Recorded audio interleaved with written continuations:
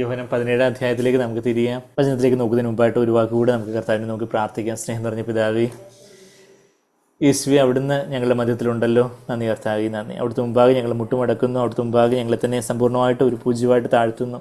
അവിടുത്തെ രക്തത്താൽ ഞങ്ങൾ ഓരോരുത്തരെയും കഴുകണം, സ്നേഹത്താൽ നിറയ്ക്കണം. കർത്താവേ, അങ്ങയിൽ നിന്ന് ഞങ്ങൾക്ക് കേൾക്കണം. ഞങ്ങളെ കർത്താവേ, ഇവിടെ കൂടെ വന്നിരിക്കുന്നത് വൃഥമായി പോകരുതേ. അവിടുത്തെ ജീവൻ്റെ വാക്യങ്ങളെ ഞങ്ങളുടെ ഹൃദയങ്ങളിലേക്ക് കർത്താവേ അവിടുന്ന് പകരണമെന്ന് പ്രാർത്ഥിക്കുന്നു. പരിശുദ്ധാത്മാവിനെ അളവില്ലാതെ നൽകണമേ. കർത്താവേ, അവിടുത്തെ ആലോചനകളെ കേൾപ്പാൻ, കർത്താവേ അവിടുത്തെ ഹൃദയപ്രകാരം ജീവിപ്പാൻ ഞങ്ങളെ സഹായിക്കണം. അങ്ങനെയുള്ള അതേ ഭാവം തന്നെ ഞങ്ങളിലും വരുവാൻ തക്കവണ്ണം അവിടുത്തെ വചനം ഞങ്ങളുടെ ക്രിയ ചെയ്യട്ടെ. കർത്താവേ, ആ വചനത്തിന് ഞങ്ങളിതിനെ സമ്പൂർണ്ണമായിട്ടും താഴ്ത്തി ഏൽപ്പിക്കുന്നു. അവിടുന്ന് ഞങ്ങളോട് സംസാരിക്കാൻ ആഗ്രഹിക്കുന്ന കർത്താവേ, ഞങ്ങൾക്ക് വ്യക്തവും സ്പഷ്ടമായിട്ട് കർത്താവേ ഞങ്ങൾക്ക് ഓരോരുത്തർക്കും മനസ്സിലാവുന്ന രീതിയിൽ കർത്താവേ ഞങ്ങളോട് അങ്ങ് സംസാരിക്കണമേ. അവിടുത്തെ പുനഃനാമത്തെ മഹത്വപ്പെടുത്തണമേ. എല്ലാം യേശു കർത്താവിൻ്റെ വിലയേറിയ മധുരമുള്ള നാമത്തിൽ തന്നെ. ആമേൻ, ആമേൻ. യോഹന്നാൻ 17 അധ്യായത്തിൻ്റെ 10-ാമത്തെ വാക്യം വരെ, ജോൺ 17:10 വരെ നമ്മൾ കഴിഞ്ഞ ആഴ്ച കണ്ടായിരുന്നു. കർത്താവിൻ്റെ മഹാപുരോഹിത പ്രാർത്ഥന, ഹൈ പ്രീസ്റ്റ്ലി പ്രയർ. നമുക്കറിയാം, കർത്താവ് ക്രൂശിക്കപ്പെടുന്നതിൻ്റെ തലേദിവസം രാത്രിയിൽ ശിഷ്യന്മാരുമായിട്ട് അന്ത്യത്താഴമൊക്കെ കഴിച്ചതിന് ശേഷം യൂദാസ് ഒറ്റിക്കൊടുക്കാൻ പോയി. അതിനുശേഷം ബാക്കിയുള്ള 11 ശിഷ്യന്മാരോട് കർത്താവ് പറയുന്ന ദീർഘസംഭാഷണം യോഹന്നാൻ 13:31 മുതൽ 14 അധ്യായം, 15 അധ്യായം, 16 അധ്യായം എല്ലാം നമ്മൾ കണ്ടു. അതിനുശേഷം 18 അധ്യായത്തിലാണ് കർത്താവ് അറസ്റ്റഡ് ആയി പോകുന്നത്. ഗെത്സമനെ തോട്ടത്തിൽ വെച്ച് അറസ്റ്റ് ചെയ്യപ്പെടുന്നതൊക്കെ 18 അധ്യായത്തിലാണ് കാണുന്നത്. അപ്പോൾ അതിൻ്റെ മുമ്പായിട്ട് 17 അധ്യായത്തിൽ ഒരു നീണ്ട പ്രാർത്ഥന നമ്മൾ കാണുന്നു. 26 വാക്യങ്ങളാണ് നമ്മൾ ഈ 17 അധ്യായത്തിൽ കാണുന്നത്. അതിൻ്റെ 10 വാക്യങ്ങൾ നമ്മൾ കണ്ടു. യേശുവിൻ്റെ പ്രാർത്ഥന, യേശുവിൻ്റെ ലോർഡ്സ് പ്രെയർ എന്ന് സാധാരണ നമ്മൾ സ്വർഗ്ഗസ്നായ ഞങ്ങളുടെ പിതാവേ എന്നുള്ള ആ പ്രാർത്ഥന ആ ലോർഡ്സ് പ്രെയർ ആയിട്ട് സാധാരണ അറിയപ്പെടുന്ന യേശു പ്രാർത്ഥിച്ച പ്രാർത്ഥനയായിട്ട് വളരെ വ്യക്തമായിട്ട് വചനത്തിൽ രേഖപ്പെടുത്തിയിട്ടുള്ള ഈ ഒരു പ്രാർത്ഥന കർത്താവിൻ്റെ ഹൃദയത്തിൻ്റെ ഭാരങ്ങളെയൊക്കെ കാണിക്കുന്നതായിട്ട് നമ്മൾ കഴിഞ്ഞ ആഴ്ചകളിലൊക്കെ നമ്മൾ കാണുമായിരുന്നു. പിതാവേ എന്ന് വിളിച്ചുകൊണ്ട് പിതാവിൻ്റെ നാഴികയ്ക്ക് ഒത്തവണ്ണം ജീവിച്ച ആ കർത്താവ്, പിതാവിൻ്റെ നാഴിക വന്നിരിക്കുന്നു, താൻ ഓരോന്നും കർത്താവിൻ്റെ സമയത്തിന് ഒത്തവണ്ണം ചെയ്ത ഒരു യേശു. യോഹന്നാൻ 17 1-ാമത്തെ വാക്യത്തിലെല്ലാം പിതാവിനെ മഹത്വപ്പെടുത്തുവാനായിട്ട് ഉള്ള ആ ഒരു യേശുവിൻ്റെ വലിയ ആഗ്രഹവും പിന്നെ യഥാർത്ഥത്തിലുള്ള ഒരു ആത്മീയ അധികാരത്തെക്കുറിച്ച് കർത്താവ് പ്രാർത്ഥനയിൽ പിതാവിനോട് പ്രാർത്ഥിക്കുന്നതാണെങ്കിൽ അതൊരു പബ്ലിക് പ്രെയറായിട്ട് ബാക്കിയുള്ളവരെല്ലാം കേൾക്കത്തക്കവണ്ണം ആ പ്രാർത്ഥന കർത്താവ് പ്രാർത്ഥിക്കുമ്പോൾ അതിലൂടെ എല്ലാം നമുക്കും ആത്മീയവർദ്ധനവ് വരാൻ വേണ്ടി ആ കർത്താവ് ആ കാര്യങ്ങൾ വാക്യങ്ങൾ പിന്നീട് പരിശുദ്ധാത്മാവിലൂടെ യോഹന്നാൻ അപ്പോസ്തലൻ, കർത്താവിന് മറുപടി ചാരിയിരുന്ന യോഹന്നാൻ അപ്പോസ്തലൻ നമുക്കായിട്ട് ഈ സഭയ്ക്കായിട്ട് എഴുതി തന്ന ഈ വാക്യങ്ങൾ നമുക്ക് എത്ര ജീവൻ പകരുന്നതാണ്. അപ്പോൾ അവിടെ പുത്രനെ മഹത്വപ്പെടുത്തണമെന്നൊക്കെ പ്രാർത്ഥിക്കുന്നു. അതിനുശേഷം പുത്രന് പിതാവ് ആത്മീയ അധികാരം നൽകിയത് നിത്യജീവനെ എല്ലാവർക്കും, മറ്റുള്ളവർക്കെല്ലാം പിതാവ് നൽകുന്നവർക്കെല്ലാം നിത്യജീവനെ കൊടുക്കാൻ വേണ്ടിയാണ്. ആ ജീവൻ എന്ന് പറയുന്നത്, നിത്യജീവൻ എന്ന് പറയുന്നത് ദൈവത്തെ അറിയുന്നതാണ് നിത്യജീവൻ എന്ന് യോഹന്നാൻ 17 3-ാമത്തെ വാക്യത്തിൽ നമ്മൾ വായിക്കുന്നുണ്ട്.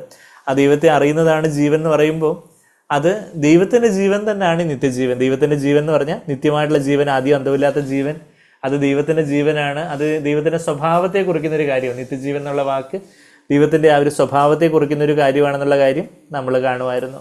അപ്പം മറ്റുള്ളവരെ ദൈവത്തിൻ്റെ ആ സ്വഭാവത്തിലേക്ക് നമ്മളിപ്പോൾ ആ പാട്ടിൽ പാടിയതുപോലെ കർത്താവ് ഊഴിയിൽ വന്നവനെ, മഞ്ഞിൽ വന്നവനെ, നമ്മൾ ആ 151-ാമത്തെ പാട്ടിൽ യേശു ആരിലും ഉന്നതനാമനെ ആത്മസഖാവിനെ അവിടെ നമ്മൾ പാടിയത് എന്നെ തേടി വിണ്ണഗരം വിട്ട് ഊഴിയിൽ വന്നവനെ അല്ലെങ്കിൽ മഞ്ഞിൽ വന്നവനെ, എൻ്റെ പാപശാപം അകറ്റാൻ ജീവനെ തന്നവനാ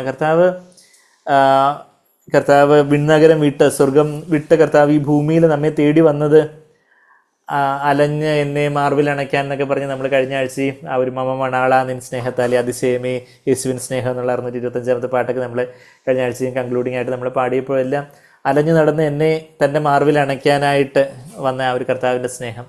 കർത്താവ് എന്തിനു വേണ്ടിയാണ് കർത്താവ് ഈ ഭൂമിയിലേക്ക് വന്നതെന്ന് പറഞ്ഞാൽ ദൈവത്തിൻ്റെ ജീവൻ തന്നെ നമുക്ക് തരാൻ വേണ്ടിയാണ് വന്നതെന്നുള്ള കാര്യമാണ് നമ്മൾ കഴിഞ്ഞ ആഴ്ചകളിൽ ആ കാര്യങ്ങൾ കണ്ടു.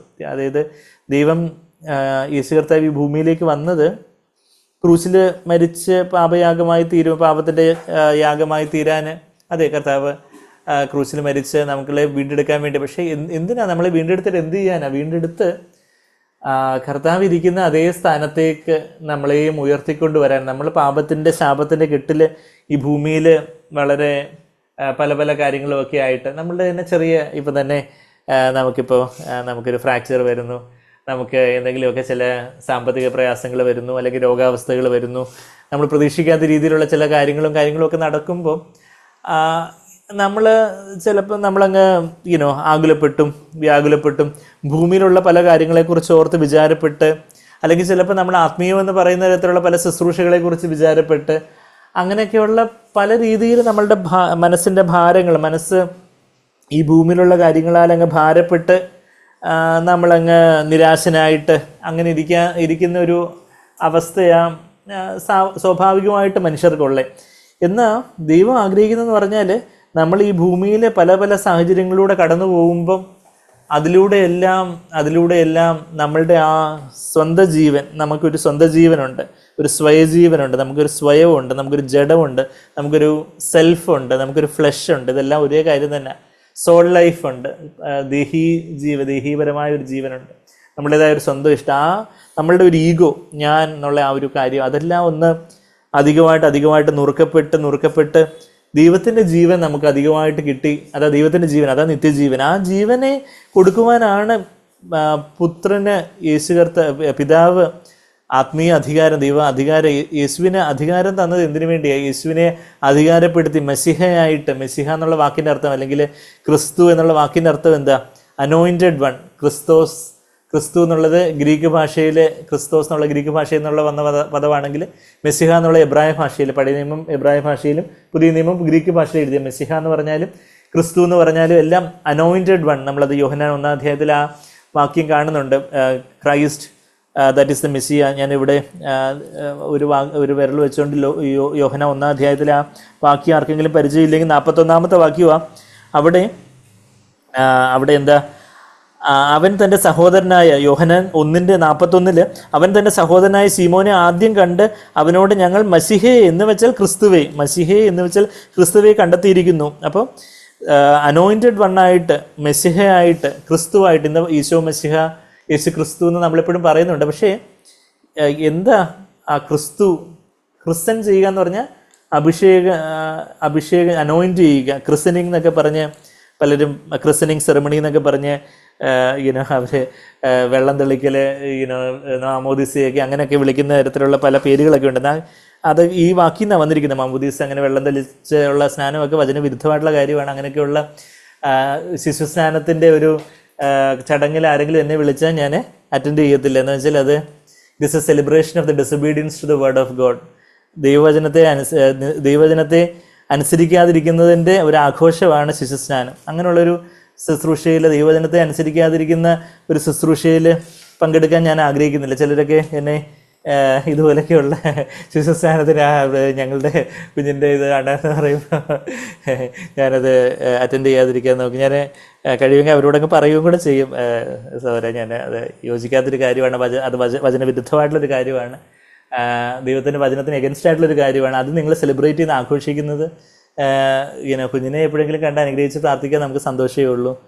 അവർക്ക് വേണ്ടത് എന്തെങ്കിലും ഗിഫ്റ്റ് കൊടുക്കാനോ അതൊക്കെ നമുക്ക് സന്തോഷമേ ഉള്ളൂ. എന്നാൽ ഈ ശിശുസ്നാനം എന്ന് പറയുന്ന വചനവിരുദ്ധമായിട്ടുള്ള പാരമ്പര്യമായിട്ടുള്ള പിതൃ വ്യർത്ഥ പാരമ്പര്യങ്ങൾ എന്നൊക്കെ ദൈവം നമ്മളെ വീണ്ടെടുത്തിരിക്കുന്നു എന്ന് 1 പത്രോസ് 1:17 നമ്മൾ വായിക്കുമ്പോൾ അങ്ങനെയൊക്കെയുള്ള ആ ഒരു പാരമ്പര്യങ്ങളിൽ പെട്ടെന്ന് ഒരു വ്യർത്ഥമായിട്ടുള്ള വചനവിരുദ്ധമായിട്ടുള്ള കാര്യമാണ്. അപ്പോൾ ഞാൻ പറഞ്ഞു വരുന്നത് വെച്ചാൽ അതിനൊക്കെ ആ ക്രിസ്ത്യനിങ് എന്നുള്ള പേര് വന്നെന്ന് പറഞ്ഞുകൊണ്ട് ഞാൻ അതിന് സൈഡ് ബൈ ആയിട്ട് പാരന്തസിസ് ആയിട്ടൊക്കെ പറഞ്ഞു പോയത്. എന്നാൽ ഞാൻ ഈ പറഞ്ഞു വരുന്നതെന്ന് പറഞ്ഞാൽ യേശുവിനെ അനോയിൻറ്റ് ചെയ്ത്, അഭിഷേകം ചെയ്ത് പിതാവ് അധികാരപ്പെടുത്തി. ഇപ്പം ഈ രാജാവിനെയൊക്കെ അനോയിൻറ്റ് ചെയ്യും, രാജാവായിട്ട് അഭിഷേകം ചെയ്യും, പുരോഹിതന്മാരെ അനോയിൻറ്റ് ചെയ്യും. കർത്താവ് ഒരു രാജാവും പുരോഹിതനുമായിട്ട്, മഹാപുരോഹിതനുമായിട്ടാണ് ഈ ഭൂമിയിൽ വന്നത്. എന്തിനു വേണ്ടി ആ അഭിഷേകവും അനോയിൻറ്റിങ്ങും അധികാരം തന്ന് വിട്ടേക്കുന്നതെന്ന് ചോദിച്ചാൽ യോഹന്നാൻ 17:2 പറയുന്നത് നമുക്ക് ജീവനെ തരാൻ വേണ്ടിയാണ്, നിത്യജീവനെ തരാൻ വേണ്ടിയാണ്.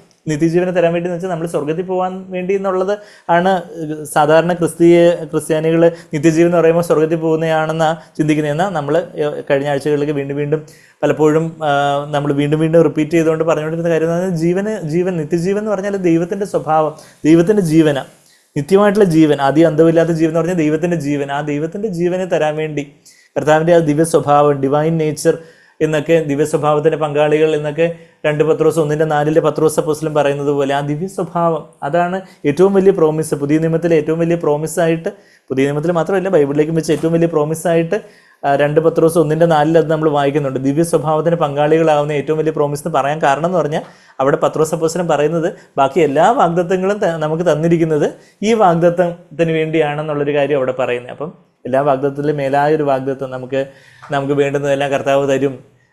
മുമ്പേ അവൻ്റെ രാജ്യനീതി അന്വേഷിച്ച മത്തായി 6:33 അത് വായിക്കുന്നുണ്ട്. തൻ്റെ മഹത്വത്തിന് ധനത്തിന് ഒത്തവണ്ണം നമ്മളുടെ ആവശ്യങ്ങളൊക്കെ നിറവേറ്റും. ഫിലിപ്പിയർ 4:19 നമ്മളതൊക്കെ വായിക്കുന്നുണ്ട്. അപ്പം നമ്മളുടെ ഭൗതികമായിട്ടുള്ള ആവശ്യങ്ങൾ ദൈവം നിറവേറ്റും, ദൈവം നമുക്ക് വേണ്ടുന്ന കൃപ തരും, എല്ലാം ഒത്തിരി ഒരുപാട് ദൈവത്തെ വചനം എല്ലാം നന്മയ്ക്കായിട്ട് വ്യാപരിപ്പിക്കും, കഴിഞ്ഞ കൂടൊന്നും അനുവദിക്കത്തില്ല. ഈ വാഗ്ദത്വം എല്ലാം എന്തിനു വേണ്ടിയാണെന്ന് ചോദിച്ചാൽ നമ്മൾ ദിവ്യസ്വഭാവത്തിൽ യേശുവിനെ പോലെ ആയിത്തീരാൻ വേണ്ടിയാണ്. കുറച്ചുകൂടെ സിമ്പിളായിട്ട് പറഞ്ഞാൽ യേശുവിനെ പോലെ ആയിത്തീരാൻ വേണ്ടിയാണ് ഇതെല്ലാം. അതായത് പിതാവ് പുത്രന് അധികാരം നൽകിയത് ഈ നിത്യജീവനെ കൊടുക്കാൻ വേണ്ടിയാണ്. നമ്മൾ യേശുവിനെ പോലെ ആയിത്തീരാൻ വേണ്ടിയാണ്. അത് യേശുവിനെ അറിയുന്നതിലൂടെ കർത്താവിനെ നമ്മെ തന്നെ താഴ്ത്തി സമർപ്പിച്ച് പരിശുദ്ധാത്മാവിലൂടെ ആ നിത്യജീവൻ, ദൈവത്തിൻ്റെ സ്വഭാവം ഓരോ സാഹചര്യങ്ങളിലൂടെ നമ്മൾ കടന്നു പോകുമ്പോൾ നമുക്കിപ്പം മോൻ്റെ ഒരു ഫ്രാക്ചറിൻ്റെ കാര്യം പറഞ്ഞു, അതുപോലെ തന്നെ വേറെ പല കാര്യങ്ങളൊക്കെ ഇതുപോലൊക്കെ എന്തെങ്കിലും പ്രതിസന്ധികൾ വരുമ്പോൾ ബന്ധനമുണ്ടെന്ന് ആൾക്കാർ പറയും. വരപ്രാപ്തരായിട്ടുള്ള സോക്കോൾഡ്, ഈ വരപ്രാപ്തർ എന്നുള്ള അഭിഷക്തർ എന്നുള്ള ഞാൻ ഇൻവെർട്ടഡ് കോമയിൽ ഇടും. അങ്ങനെയൊക്കെയുള്ള ആൾക്കാരോടൊക്കെ പോയി അവരോട് പ്രാർത്ഥിക്കാൻ പറയും. അവരിങ്ങനെ ഉറഞ്ഞതുള്ളതുകൊണ്ടൊക്കെ എന്തെങ്കിലുമൊക്കെ പറഞ്ഞ് പല ഭാഷകളൊക്കെ പറഞ്ഞ് പ്രാർത്ഥിച്ചിട്ട് പറയും ബന്ധനമുണ്ട്, അതാണ് ഇതാണ്. ഇപ്പോൾ കഴിഞ്ഞ ചൊവ്വാഴ്ച ഞാനത് പറഞ്ഞെന്ന് തോന്നുന്നു. ഒരു ക്രിസ്തീയ ബാക്ക്ഗ്രൗണ്ടിൽ നിന്നുള്ളൊരു സഹോദരി, ഞാൻ കൂടുതൽ ഡീറ്റെയിൽസ് പറയുന്നില്ല. അപ്പോൾ പുള്ളിക്കാരത്തി പാവം നല്ല സിമ്പിളായിട്ടുള്ള ഒരു സഹോദരി. എന്നാൽ പലയിടങ്ങളിൽ പോകുമ്പോൾ ഇതുപോലെ മറിഞ്ഞടിച്ചങ്ങ് വീഴും. ഇവരൊക്കെ ഇതുപോലുള്ള ഈ വരപ്രാപ്തരെന്ന് പറയുന്ന ആൾക്കാരെ കാണുമ്പോഴത്തേക്കും ഇങ്ങനെ മറിഞ്ഞടിച്ചങ്ങ് വീഴും. അതിൻ്റെ തലയടിച്ചങ്ങോട്ട് എവിടെ കണ്ട് പോയി ഇടിച്ച് വീണു. അതായത് ആൾക്കാർ താങ്ങുന്നതിന് മുമ്പേ വീണോണ്ട് തലയിടിച്ച് എന്തോ തലയ്ക്ക് പ്രയാസം ഉണ്ടായിരുന്നിരിക്കുന്നു, അവിടെ വേദന ഉണ്ടെന്ന് പറയുന്നുണ്ടായിരുന്നു. അപ്പോൾ അങ്ങനെ ബന്ധനമുണ്ട്, അപ്പോൾ എന്തോ അഴിക്കാൻ വേണ്ടി അപ്പം അത് കഴിഞ്ഞിട്ട് ആ സഹോദരിയുടെ അമ്മ പറയുന്നത് ഇവർ ഈ ബന്ധനം ഉണ്ടെന്ന് പറയുന്നില്ലാതെ ഇവർ അങ്ങനെയാണെങ്കിൽ ഇവരങ്ങ് അഴിച്ച് അതങ്ങ് ചെയ്തുകൂടി, ഇത് പറയുകയും ചെയ്യും, അത് കുറ്റബോധത്തിൽ അഴുത്തും ചെയ്യും. അപ്പോൾ അത് കഴിഞ്ഞിട്ട് ഈ ബന്ധനം മാറാൻ വേണ്ടി ആ വരപ്രാപ്തൻ്റെ അടുത്ത് പോകുന്നു, ഈ അഭിഷിക്തൻ്റെ അടുത്ത് പോകുന്നു, ഈ മാൻ ഓഫ് ഗോഡ്, ഇതെല്ലാം ഇൻവെർട്ടഡ് കോമയിലാണ് ഞാൻ പറയുന്നത്, ഈ ദ്രവ്യദാസൻ്റെ അടുത്ത് പോകുന്നു, ആ ദ്രവ്യദാസൻ്റെ അടുത്ത് പോകുന്നു. എന്നാൽ അവസാനം നമ്മുടെ കയ്യിലുള്ള ദ്രവ്യമൊക്കെ ഇവർ അടിച്ചെടുക്കുന്നതല്ലാതെ വേറെ ഈ ബന്ധനമൊന്നും അഴിയുന്നില്ല.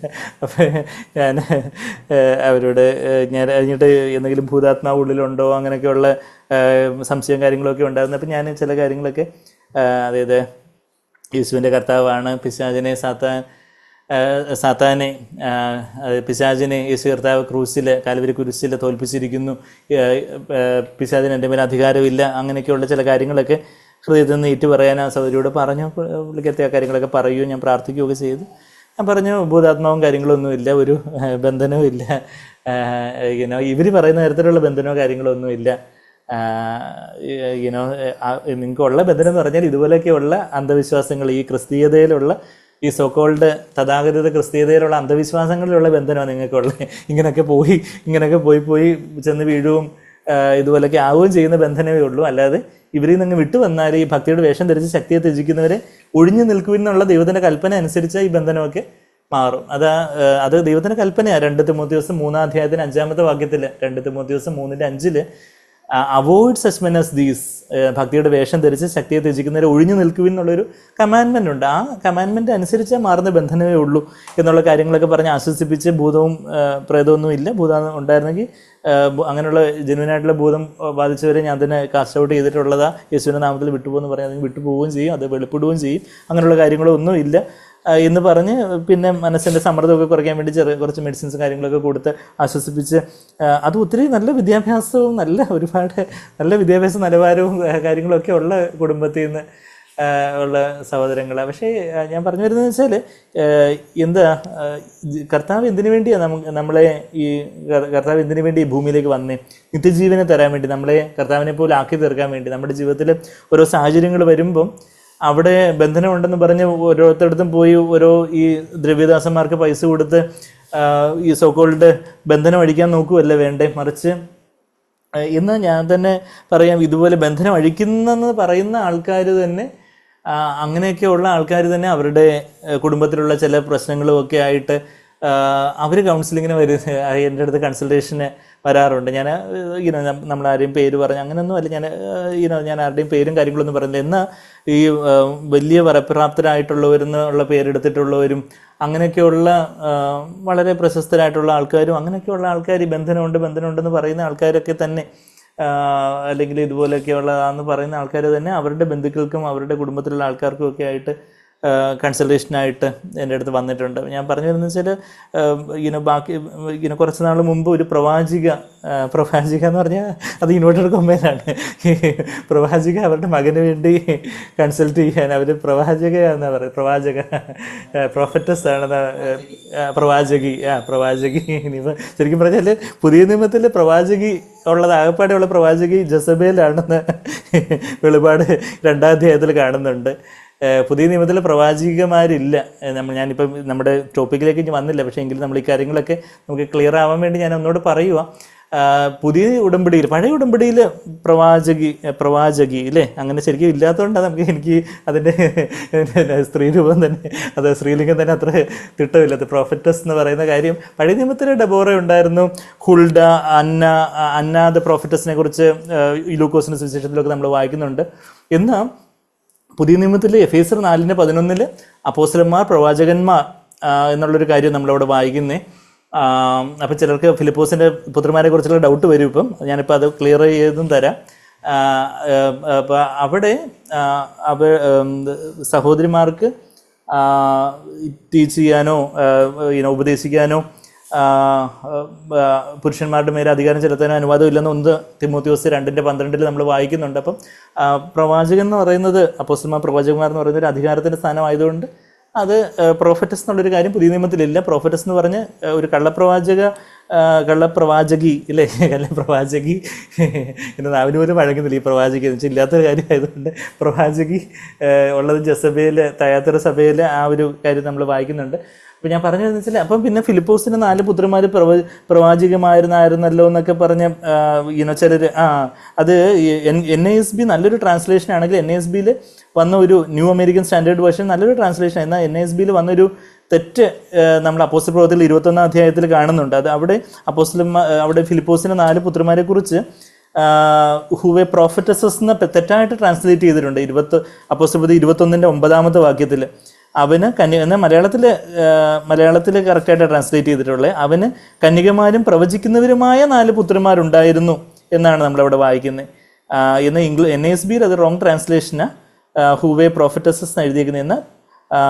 KJVയിലും NKJVയിലും ഒക്കെ അത് കറക്റ്റായിട്ട് ട്രാൻസ്ലേറ്റ് ചെയ്തിട്ടുള്ളത് പ്രൊഫറ്റുവോ എന്ന് പറയുന്നൊരു വേർബാണ് അവിടെ ഗ്രീക്കിൽ യഥാർത്ഥത്തിൽ ഉപയോഗിച്ചിട്ടുണ്ട്. അപ്പോൾ ഇങ്ങനെ ട്രാൻസ്ലേറ്റിൻ്റെ വെർജിൻ ഡോക്ടേഴ്സ് ഹൂവേ പ്രോഫറ്റസസ് എന്നല്ല ഹൂ പ്രൊഫസീഡ് എന്നാണ് വേണ്ടത്. അവിടെ പ്രൊഫസി എന്ന് പറയുന്നത് ഈ ഭാവി പറയുന്നത്, ഇന്നാൾ കൂടോത്രം ചെയ്തിട്ടുണ്ട്, നിങ്ങൾക്ക് ഇന്ന ദിവസം വിശുദ്ധ കിട്ടും, ഇങ്ങനെ ബന്ധനം വഴി എന്ന് പറയുന്നത് നല്ല പ്രവചനം. പുതിയ നിയമത്തിലെ പ്രവചനം എന്നുള്ള കാര്യം നമ്മൾ വചനത്തിൽ വ്യക്തമായിട്ട് കാണുന്നുണ്ട്. പ്രവചനം എന്താണെന്ന് ചോദിച്ചാൽ 1 കൊരിന്ത്യർ 14:3 ആത്മീയ വർധനവിനും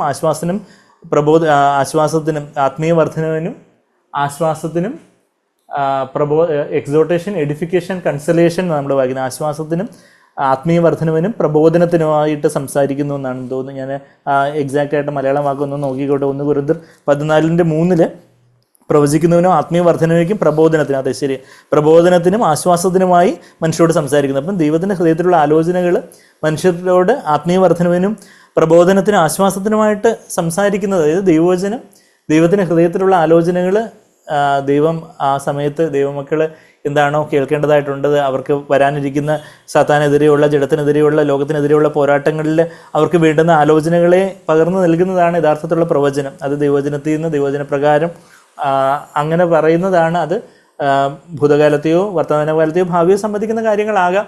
എന്നാൽ അത് ദൈവത്തിൻ്റെ ഹൃദയത്തിന് ആലോചനയുടെ വചനപ്രകാരം പറയുന്ന കാര്യമാണ് ദൈവവചനത്തിലെ പ്രവചനം എന്നുള്ളൊരു കാര്യം നമ്മൾ വായിക്കുന്നത്. അപ്പം അങ്ങനെ അതായത് ഫിലിപ്പിൻ്റെ 4 ഡോട്ടേഴ്സ്. അപ്പം എനിക്ക് 3 പെൺകുഞ്ഞുങ്ങളാണ്. പലപ്പോഴും സ്ത്രീകളെ കാണുമ്പോൾ ഞാൻ തന്നെ പറയും, ഐ ഹാവ് 4 ഡോട്ടേഴ്സ്, സ്ത്രീകളെ കൂടെ ചേർത്ത് എൻ്റെ മൂത്ത മുകളിൽ പിന്നെ 4 സാബനും. അതുപോലെ അത് വചനം സംസാരിക്കുന്നത്, വചനം പങ്കുവെക്കുന്നവർ, അതായത് കർത്താവിൻ്റെ വചനം കർത്താവ് ആഗ്രഹിക്കുന്ന കാര്യങ്ങൾ വചനം പങ്കുവയ്ക്കുന്നവരാകണം എന്നുള്ളൊരു കാര്യമാണ് അവിടെ നമ്മൾ ഫിലിപ്പോസിൻ്റെ 4 പുത്രന്മാരുടെ ഇടത്തിൽ വായിക്കുന്നത്. അപ്പം അങ്ങനെയുള്ള അപ്പം ഞാൻ ഈ പറഞ്ഞു വരുന്നത് വെച്ചാൽ ഒരു പ്രവാചകി തൻ്റെ മകനെ പ്രവാചകി എല്ലാവരുടെയും ബന്ധനമൊക്കെ അഴിക്കുന്ന ആളായിരിക്കുമല്ലോ. അതുകൊണ്ടാണ് തൻ്റെ പ്രവാചകി എന്ന് പറഞ്ഞാൽ വേറൊരാൾ എന്നെ പരിചയപ്പെടുത്തുന്നത് തന്നെ. പക്ഷേ അത് ഞാൻ അവരെ I am not looking down upon them. അവർക്ക് അറിവില്ലാത്തത് കൊണ്ടാണ്. പക്ഷേ എന്നാൽ ഇങ്ങനെയൊക്കെയുള്ള കാര്യങ്ങൾക്ക് എതിരായിട്ട് നമ്മളതിൻ്റെ ആ ഒരു പൊള്ളത്തരം തുറന്നു കാണിക്കാൻ വേണ്ടി ഞാനതങ്ങ് പറയുന്നത്. അല്ലാതെ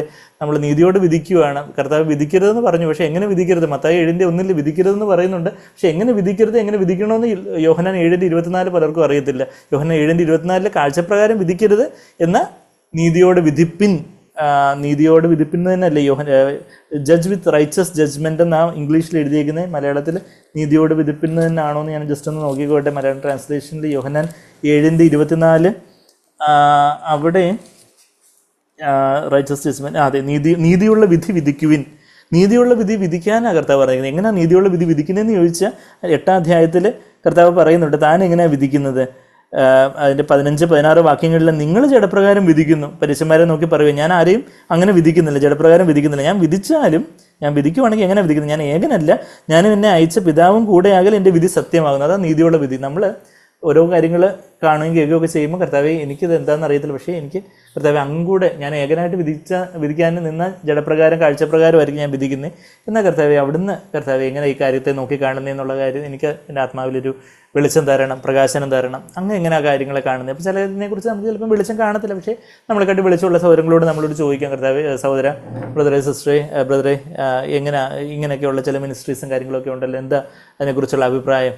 നമ്മളെ കണ്ട് വെളിച്ചമുണ്ടെന്ന് നമുക്ക് വിശ്വാസമുള്ള കോൺഫിഡൻസ് ഉള്ളവരോട് നമുക്ക് ചോദിക്കാം. അല്ലെങ്കിൽ നമുക്ക് തന്നെ കർത്താവിനോട് ചോദിച്ചാൽ കുറച്ച് കഴിയുമ്പോൾ നമുക്ക് തന്നെ നമ്മൾ വചനത്തിൽ നമ്മൾ കൂടുതൽ വരുന്നുമ്പം നമുക്ക് തന്നെ മനസ്സിലാവും ഇതൊക്കെയുള്ള ഓരോ കള്ളത്തരങ്ങളും പൊള്ളത്തരങ്ങളും ബിസിനസ്സും കാര്യങ്ങളും ഒക്കെ ആണെന്നുള്ളൊരു കാര്യമൊക്കെ മനസ്സിലാവും. അപ്പോൾ ഈ പ്രവാചകിമാരും ഇപ്പോൾ സോക്കോൾഡ് പ്രവാചകന്മാരും ബന്ധനം ഒഴിക്കുന്നവരൊക്കെ അവരുടെ പ്രോബ്ലംസ് വരുമ്പോൾ അവർ മരുന്നെടുക്കുകയും അവർ കൺസൾട്ടേഷൻ പോവുകയും കാര്യങ്ങളൊക്കെ ചെയ്യും. ബാക്കിയുള്ളവർക്ക് പാവങ്ങളെ പിടിച്ച് നിങ്ങൾക്ക് ബന്ധനമാണ്, ഇത് ഇതാണെന്ന് പറഞ്ഞ് അങ്ങനെയൊക്കെയുള്ള ഓരോ ചൂഷണങ്ങളും കാര്യങ്ങളും ഒക്കെ ഞാൻ വളരെ ദുഃഖത്തോടെ ആ കാര്യങ്ങളൊക്കെ അങ്ങ് പറഞ്ഞത് എന്താണെന്ന് ചോദിച്ചാൽ യോഹന്നാൻ 11:10 വരുന്നതിന് മുമ്പായിട്ട് കർത്താവ് എന്തിനാണ് ഈ ഭൂമിയിലേക്ക് വന്നതെന്ന് വെച്ചാൽ ആ പിതാവ് അധികാരം കൊടുത്ത് വിട്ടത് നിത്യജീവനെ കൊടുക്കാൻ വേണ്ടിയാണ്. ആ നിത്യജീവൻ. അപ്പം എന്നാൽ അങ്ങനെയുള്ള കാര്യങ്ങൾ കർത്താവിൻ്റെ സ്വഭാവത്തിലേക്ക് അനുരൂപപ്പെടുന്നതിനെക്കുറിച്ചോ ശിഷ്യത്വത്തിൻ്റെ ജീവിതത്തിനെക്കുറിച്ച് അങ്ങനെയുള്ള കാര്യങ്ങളെക്കുറിച്ചൊരു ഊന്നൽ നൽകാതെ അതിനെക്കുറിച്ചുള്ള കാര്യങ്ങൾ പറയാതെ ബന്ധനമാണ്, ഇതാണെന്നൊക്കെ പറഞ്ഞ് അങ്ങനെയൊക്കെയുള്ള ഉപരിപ്ലവമായ പല കാര്യങ്ങളിലേക്ക് ഇന്ന് ക്രിസ്തീയത അധപ്പതിച്ചിരിക്കുന്ന ഈ ഒരു കാലഘട്ടത്തിൽ യഥാർത്ഥത്തിലുള്ള സത്യവചനത്തിൽ എന്താ പറഞ്ഞിരിക്കുന്നു എന്നുള്ള കാര്യങ്ങൾ മനസ്സിലാക്കി നമ്മുടെ ജീവിതത്തിൽ എന്തെങ്കിലും പ്രയാസങ്ങളോ പ്രതികൂലങ്ങളോ വരുമ്പോൾ അത് ഇന്ന ബന്ധനമാണ്, ഇന്ന ആൾ കൂടോത്രം ചെയ്തതാണ്, അല്ലെങ്കിൽ ഇന്ന പ്രശ്നമുള്ളത് കൊണ്ട് ഇന്നാരെ വിളിച്ച് പ്രാർത്ഥിപ്പിക്കാത്തതുകൊണ്ടാണെന്നല്ല, മറിച്ച് കർത്താവേ ഇതിലൂടെ അവിടുന്ന് എന്നോട് എന്താ സംസാരിക്കാനുള്ളത്, അവിടത്തേക്ക് എന്നെ കൂടുതലായിട്ട് ഇന്ന് മോനും അജുബേറും ഒക്കെ സാക്ഷ്യം പറഞ്ഞതുപോലെ ഇതിലൂടെ കർത്താവെ ആഴത്തിലുള്ള ഒരു മാനസാന്തരത്തിലേക്ക് ഒരു ചെറിയ പ്രശ്നങ്ങളോ പ്രതികൂലങ്ങളോ ഒക്കെ വരട്ടെ. അതിലൂടെയൊക്കെ കർത്താവെ എൻ്റെ ആ സ്വയകേന്ദ്രിതമായ ജീവിതത്തിൽ നിന്ന് കർത്താവെ കൂടുതലായിട്ടൊന്ന് മാനസാന്തരം എന്ന് പറഞ്ഞാൽ എന്താ, നമ്മുടെ സ്വയത്തിൽ നിന്ന്, നമ്മുടെ സ്വന്തം ഇഷ്ടത്തിൽ നിന്ന് ദൈവത്തിൻ്റെ ഇഷ്ടത്തിലേക്കുള്ള ഒരു എബോട്ട് ടേൺ ആണ്, ഒരു ടേൺ ആണ്, ഒരു 180 ഡിഗ്രി ടേൺ ആണ്. കർത്താവെ പല കാര്യങ്ങളും ദൈവം നമുക്ക് കാണിച്ചു തരുന്ന കാര്യങ്ങളിലൊക്കെ നമ്മുടെ ചിന്തകളിലും വാക്കുകളിലും മനോഭാവങ്ങളിലും പ്രവൃത്തികളിലും ഒക്കെ ഉള്ള കർത്താവെ എൻ്റെ സ്വന്തമായിട്ടുള്ള ആ സ്വയജീവനിൽ നിന്നൊക്കെ കർത്താവെ ഒരു വെടുപ്പാവേണ്ടതായിട്ടുണ്ട്. ഞാൻ മാനസാന്തരപ്പെടുന്നു. ഞാൻ കർത്താവെ എൻ്റെ ജീവിതത്തിലെ കുറവുകളൊക്കെ ഏറ്റുപറയുന്നു. കർത്താവെ അങ്ങേ കൂടുതൽ അറിയുവാൻ ഈ ഒരു പ്രയാസം, ഈ ഒരു പെയിൻഫുള്ളായിട്ടുള്ള ചില വേദനയുള്ള ചില സാഹചര്യങ്ങളിലൂടെയൊക്കെ ദൈവം നമ്മളെ കടത്തിവിടുമ്പം അവിടെ ഇപ്പോൾ എൻ്റെയും ശ്രീകലയുടെയും കല്യാണം 2011 ഫെബ്രുവരിയിൽ ചേർച്ചായിട്ട് ഫിക്സായിട്ട് ഞങ്ങളുടെ കല്യാണം നടന്നത് 2013 ഒക്ടോബർ 8-ാം തീയതി, 1.5 വർഷത്തിന് ശേഷമാണ്. അപ്പോൾ അത് ബന്ധനമുള്ളതുകൊണ്ടല്ല, മറിച്ച് വേറെ ഇതുപോലുള്ള പ്രവാചകന്മാരോട് അന്ന് സോക്കോൾഡ് ഈ പ്രവാചകന്മാർ പറയുമ്പോൾ ഈ ഇൻവെർട്ടർ കോമ ഇട്ടാണ് പറയുന്നത് എപ്പോഴും മനസ്സിലാക്കിക്കോണേ. അപ്പോൾ ഈ സോക്കോൾഡ് തഥാഗത പ്രവാചകന്മാരോടൊക്കെയാണ് ആ സമയത്ത് ചെന്ന് ചോദിച്ചായിരുന്നെങ്കിൽ അവർ പറഞ്ഞാൽ നിങ്ങൾക്ക് ബന്ധനമുണ്ട്, തടസ്സമുണ്ട്, അവിടെ ഇന്ന തടസ്സം, ഇന്ന കെട്ടുണ്ട്, അത് ഇനി പ്രാർത്ഥിച്ച് ഉപവസിച്ച് ഇവരെ വിളിച്ച് 3 ദിവസത്തെ ഉപവാസ പ്രാർത്ഥന, അത് കഴിഞ്ഞിട്ട് പിന്നെ കൈമടക്കും കാലുമടക്കും എല്ലാം കൊടുത്ത് അങ്ങനെയൊക്കെയുള്ള കാര്യങ്ങളൊക്കെ ചെയ്ത ബന്ധനമാണെന്ന് പറഞ്ഞതിന്. പക്ഷേ ദൈവം സഹായിച്ച് കർത്താവ് ഞങ്ങൾക്ക് നല്ല ഉപദേഷ്ടാക്കന്മാരെ സഭയിൽ തന്നിട്ടുള്ളത് കൊണ്ട് അങ്ങനെയുള്ളൊരു ടെംപ്റ്റേഷൻ പോലും അങ്ങനെയുള്ള ചിന്ത പോലും നമുക്ക് തന്നിട്ടില്ല. അങ്ങനെ ആരും എന്നോടൊക്കെ പറയാനും ധൈര്യപ്പെട്ടിട്ടില്ലെന്ന് വെച്ചാൽ ഞാനിങ്ങനെയുള്ളൊരു മനുഷ്യനാണെന്ന് അറിയാവുന്നതുകൊണ്ട് കുറച്ചുകൂടെ കഴിയുമ്പോൾ ഇവനോട് പറഞ്ഞിട്ട് കാര്യമില്ല, ഇങ്ങനെയുള്ള കാര്യങ്ങൾ പറഞ്ഞിട്ട് കാര്യമില്ലെന്ന് പറഞ്ഞ് അവർ തന്നെ നമ്മളെ ഉപേക്ഷിക്കുമോ, ഇവരൊക്കെ പോക്കി കേസാണ്, ഇവർ വേറെ കാര്യങ്ങളൊക്കെ വിശ്വസിക്കുന്നത് എന്ന് പറയും. അപ്പം എന്നാൽ നമുക്ക് തിരിച്ച് വചനത്തിലേക്ക് വരുമ്പം നമ്മളെ കർത്താവ് പിതാവ് ഈ പുത്രനെ അധികാരം നൽകി വിട്ടിരിക്കുന്നത് എന്താ? നിത്യജീവനെ കൊടുക്കാൻ വേണ്ടി, നമുക്ക് ജീവനെ തരാൻ വേണ്ടി. നമ്മുടെ ഓരോ സാഹചര്യങ്ങളിലൂടെയും നമുക്ക് അധികമായിട്ടൊരു ജീവൻ, ഈ സാഹചര്യങ്ങളിലൂടെ കർത്താവ് അധികമായിട്ട് അവിടുത്തെ ഒരു ജീവൻ എനിക്ക് വേണം, എനിക്ക് മരിക്കണം, എൻ്റെ സ്വയത്തിന് മരിക്കണം കർത്താവെ, അങ്ങ് എനിക്ക് അധികമായിട്ട് അറിയണം, അവിടുത്തെ സ്വഭാവത്തിലേക്ക് എന്നെ മാറ്റണം. എനിക്ക് ഓണസ്റ്റ്ലി ബിലീവ്, നിങ്ങൾക്ക് എന്നെ കേൾക്കുന്ന നിങ്ങൾക്ക് പലർക്കും സത്യസന്ധമായിട്ടും സാക്ഷ്യപ്പെടുത്താൻ ഒക്കുന്ന ഒരു കാര്യം, നമ്മളുടെ ഓരോരുത്തരുടെയും ജീവിതത്തിൽ നമ്മൾ തിരിഞ്ഞു നോക്കുമ്പോൾ നമുക്ക് ഉണ്ടായിട്ടുള്ള ചെറിയതും വലുതുമായിട്ടുള്ള കഷ്ടങ്ങളില്ലായിരുന്നു എന്നുണ്ടെങ്കിൽ നമ്മൾ ഇന്ന് ആയിരിക്കുന്ന അവസ്ഥയിൽ നമ്മൾ ഒരിക്കലും ആകത്തില്ല. എനിക്ക് എൻ്റെ കാര്യം പറയാനൊക്കെ എൻ്റെ ജീവിതത്തിൽ എന്തെങ്കിലുമൊക്കെ ചെറുതും വലുതുമായിട്ട് കഷ്ടങ്ങളില്ല, ഞാൻ കടന്നുപോയിട്ടുള്ള കഷ്ടങ്ങൾ വല്ലാതെ പ്രയാസങ്ങളിലൂടെയും പല പ്രയാസങ്ങളിലൂടെയൊക്കെ ഇങ്ങനെ ക്രിസ്ത്യ ജീവിതത്തിന് ആരംഭദശയിൽ പേരൻസിൽ നിന്ന് മാതാപിതാക്കളിൽ നിന്നുള്ള എതിർപ്പും കാര്യങ്ങളൊക്കെ ആയിരുന്നു. അതൊക്കെ ശരിക്കും പറഞ്ഞാൽ ഒന്നുമില്ലായിരുന്നു, അതൊക്കെ ഉറുമ്പുകടിയുള്ളായിരുന്നു. പിന്നീട് നടന്ന ഒത്തിരി പ്രയാസങ്ങളിലൂടെ, അത് ചിലപ്പോൾ നമുക്ക് പബ്ലിക്കായിട്ട് പറയാൻ തന്നെ പറ്റാത്ത പലതരത്തിലുള്ള പല സാഹചര്യങ്ങളിലൂടെയൊക്കെ ദൈവം എന്നെ വ്യക്തിപരമായിട്ടും കുടുംബമായിട്ടും എല്ലാം ഞങ്ങൾ പല രീതിയിലുള്ള പല കാര്യങ്ങളിലൂടെയൊക്കെ കടന്നു പോയിട്ടുള്ളപ്പോഴൊക്കെ തിരിഞ്ഞു നോക്കുമ്പോഴും അതിലൂടെ പോകുമ്പോഴും ശരിയാ വേദനയും പ്രയാസമൊക്കെ ഉണ്ടെങ്കിൽ പോലും ദൈവത്തിന് പ്രത്യാശ ഉണ്ടായിരുന്നു. തിരിഞ്ഞു നോക്കുമ്പോൾ ശരിക്കും ദൈവത്തെ സ്തുതിക്കുന്ന ഒരു കാര്യം എന്ന് പറഞ്ഞാൽ അതിലൂടെ എല്ലാം ദൈവം നമ്മളെ ഇങ്ങനെ നുറുക്കി അരച്ചെടുക്കാൻ നമ്മൾ ഈ ട്രിബുലേഷൻ എന്നുള്ള ആ ഗ്രീക്ക് വാക്ക്, ഉപദ്രവത്തിലൂടെ കടന്നു പോകുന്നൊക്കെ നമ്മൾ പറയുമല്ലോ, ലോകത്തിൽ നിങ്ങൾക്ക് കഷ്ടമുണ്ട്, ആ കഷ്ടം ട്രിബുലേഷൻ എന്നുള്ള വാക്ക് ഇതേ യോഹന്നാൻ 16:33 ലോകത്ത് നിങ്ങൾക്ക് കഷ്ടമുണ്ട്. ആ കഷ്ടം എന്നുള്ള വാക്ക് അല്ലെങ്കിൽ ട്രിബുലേഷൻ എന്നുള്ള വാക്ക് ത്ലീസ് ആ വാക്ക് ഗ്രീക്ക് വാക്ക് നമ്മൾ ഇതിനു മുമ്പ് ഞാൻ പറഞ്ഞിട്ടുണ്ട്, എന്താ ത്ലീസിസ് എന്ന് പറഞ്ഞൊരു വാക്കാണ്. ത്ലിപ്സിസ് എന്നുള്ള വാക്കിൻ്റെ വേർബൽ അതിൻ്റെ ക്രിയാരൂപം എന്ന് പറഞ്ഞാൽ ത്ലീബോ എന്ന് പറഞ്ഞാൽ കഷ്ടപ്പെടുത്തുക എന്നുള്ള ആ വാക്കിൻ്റെ ലിറ്ററലായിട്ടുള്ള മീനിങ് എന്ന് പറഞ്ഞാൽ to press as grapes press hard on എന്ന് പറഞ്ഞാൽ, ഇപ്പോൾ എന്താണ് പറഞ്ഞേ, മുന്തിരി നന്നായിട്ട് പിഴിഞ്ഞാൽ മുന്തിരിച്ചാറ് അതിൽ നിന്ന് വീഞ്ഞാവത്തുള്ളൂ. നമ്മളുടെ ജീവിതത്തിലും നമ്മളെ പിഴിഞ്ഞെടുക്കുന്ന ആ ഉപദ്രവം എന്ന ലോകത്ത് കഷ്ടമുണ്ടെന്ന് പറഞ്ഞാൽ ഇതിലൂടെ നമ്മളെ പിഴിഞ്ഞെടുക്കുന്ന നമ്മളുടെ ആ സ്വയജീവൻ, നമ്മുടെ ജഡമാകുന്ന ആ തിരശ്ശീലയെ ഒന്ന് ചീന്തുവാനായിട്ടുള്ള ചില സാഹചര്യങ്ങൾ, അത് മുമ്പേ സൗരം ടെസ്റ്റിഫൈ ചെയ്ത് പറഞ്ഞതുപോലെ പലർക്കും പല സിലബസിലൂടെയാണ്, ഒരേ പോർഷനാണ്. ഫൈനലി ഡിവൈൻ നേച്ചർ, ദിവ്യസ്വഭാവം എന്നുള്ളതാണ് കരിക്കുലത്തിൻ്റെ ആത്യന്തിക ലക്ഷ്യം. എന്നാൽ പലർക്കും പല സിലബസ് വെച്ചിരിക്കുന്നത്. ഓരോരുത്തരുടെയും പ്രത്യേകത അനുസരിച്ച് ചില രോഗാവസ്ഥകളിലൂടെ ആയിരിക്കും, ചില സാമ്പത്തികമായിട്ടുള്ള ഞെരുക്കങ്ങളായിരിക്കും, ചിലർക്ക് ചില ബന്ധുക്കളിൽ നിന്നുള്ള ചില ഞെരുക്കമായിരിക്കും, ചിലർക്ക് ബാക്കിയുള്ള ചില വ്യക്തിപരമായ ജീവിതത്തിലുള്ള ചില പരാജയങ്ങളും, പലർക്കും പല രീതിയിലുള്ള പല സിലബസ് ആയിരിക്കും വെച്ചിരിക്കുന്നത്. എന്താ കരിക്കുലത്തിൽ എന്തിലേക്കാണ് ഇത് നടത്തുന്നത്, അവസാനം എന്ത് ട്രെയിനിങ് കിട്ടണം, കർത്താവിനെ പോലെ നമ്മൾ ആയിത്തീരണം. അതിനായിട്ട് പലർക്കും പല രീതിയിലുള്ള ട്രെയിനിങ് അദ്ദേഹം വെച്ചിരിക്കുന്നത്. അതിലൂടെ എല്ലാം നമ്മളെ ഒന്ന് ഉടച്ചു വാർക്കാൻ, അതിലൂടെ നമുക്ക് നിത്യജീവൻ ലഭിക്കുന്നത്. അപ്പം അങ്ങനെ നമുക്ക് നിത്യജീവൻ ലഭിക്കുമ്പോൾ യേശുവിനെക്കുറിച്ച് പറഞ്ഞതുപോലെ ദൈവം നമുക്കും ആത്മീയ അധികാരം തന്ന് നമ്മളെയും ദൈവം അഭിഷേകം ചെയ്ത് മറ്റുള്ളവർക്ക് ഈ നിത്യജീവൻ കൊടുക്കാമെന്ന് പറഞ്ഞാൽ ഇത് നമ്മുടേതായിട്ട് കൊടുക്കുന്ന ഒരു ജീവനല്ല, മറിച്ച് യേശുവിൻ്റെ ജീവൻ നമ്മളിലൂടെ കവിഞ്ഞൊഴുകി മറ്റുള്ളവർക്ക് നമ്മുടെ വാക്കുകളിലൂടെ പ്രവർത്തികളിലൂടെയൊക്കെ മറ്റുള്ളവരെയും ഈ ജീവനിലേക്ക് നയിക്കാൻ വേണ്ടിയാണ് ദൈവം നമുക്ക് ആത്മീയ അധികാരം തന്നിരിക്കുന്നത്. അത് കഴിഞ്ഞിട്ട് തൻ്റെ വേല തികച്ച് തന്നെ ദൈവത്തെ പിതാവിനെ മഹത്വപ്പെടുത്തുന്നതൊക്കെ 4-ാമത്തെ വാക്യത്തിലൊക്കെ പറഞ്ഞ് 5-ാമത്തെ വാക്യത്തിൽ യോഹന്നാൻ 17:5 പിതാവിനോടൊപ്പം വചനമായിരുന്നപ്പോൾ ഉണ്ടായിരുന്ന ആ വചനമായിരുന്ന നിത്യതയോളം ആദ്യം മുതലേ വചനമായിരുന്നപ്പോൾ ഉണ്ടായിരുന്ന ആ മഹത്വത്തിലേക്ക് എന്നെ മഹത്വപ്പെടുത്തണമെന്നൊക്കെ 5-ാമത്തെ വാക്യത്തിൽ പറഞ്ഞിട്ട് 6-ാമത്തെ വാക്യത്തിൽ പറയുക, ഞാൻ നിൻ്റെ നാമത്തെ ഇവർക്ക് വെളിപ്പെടുത്തി. പിതാവ് എങ്ങനെയുള്ളവനാണ്, സ്വർഗത്തിൽ നിങ്ങൾക്കൊരു പിതാവുണ്ട്, പിതാവിനെ വെളിപ്പെടുത്തി എന്നാണ് യോഹന്നാൻ 1:18 നമ്മൾ വായിക്കുന്നത്. അപ്പോൾ ആ യേശു പിതാവിനെ വെളിപ്പെടുത്തി. നമുക്ക് ഇന്ന് ആ ഒരു പിതാവിൻ്റെ സ്നേഹമുണ്ട്.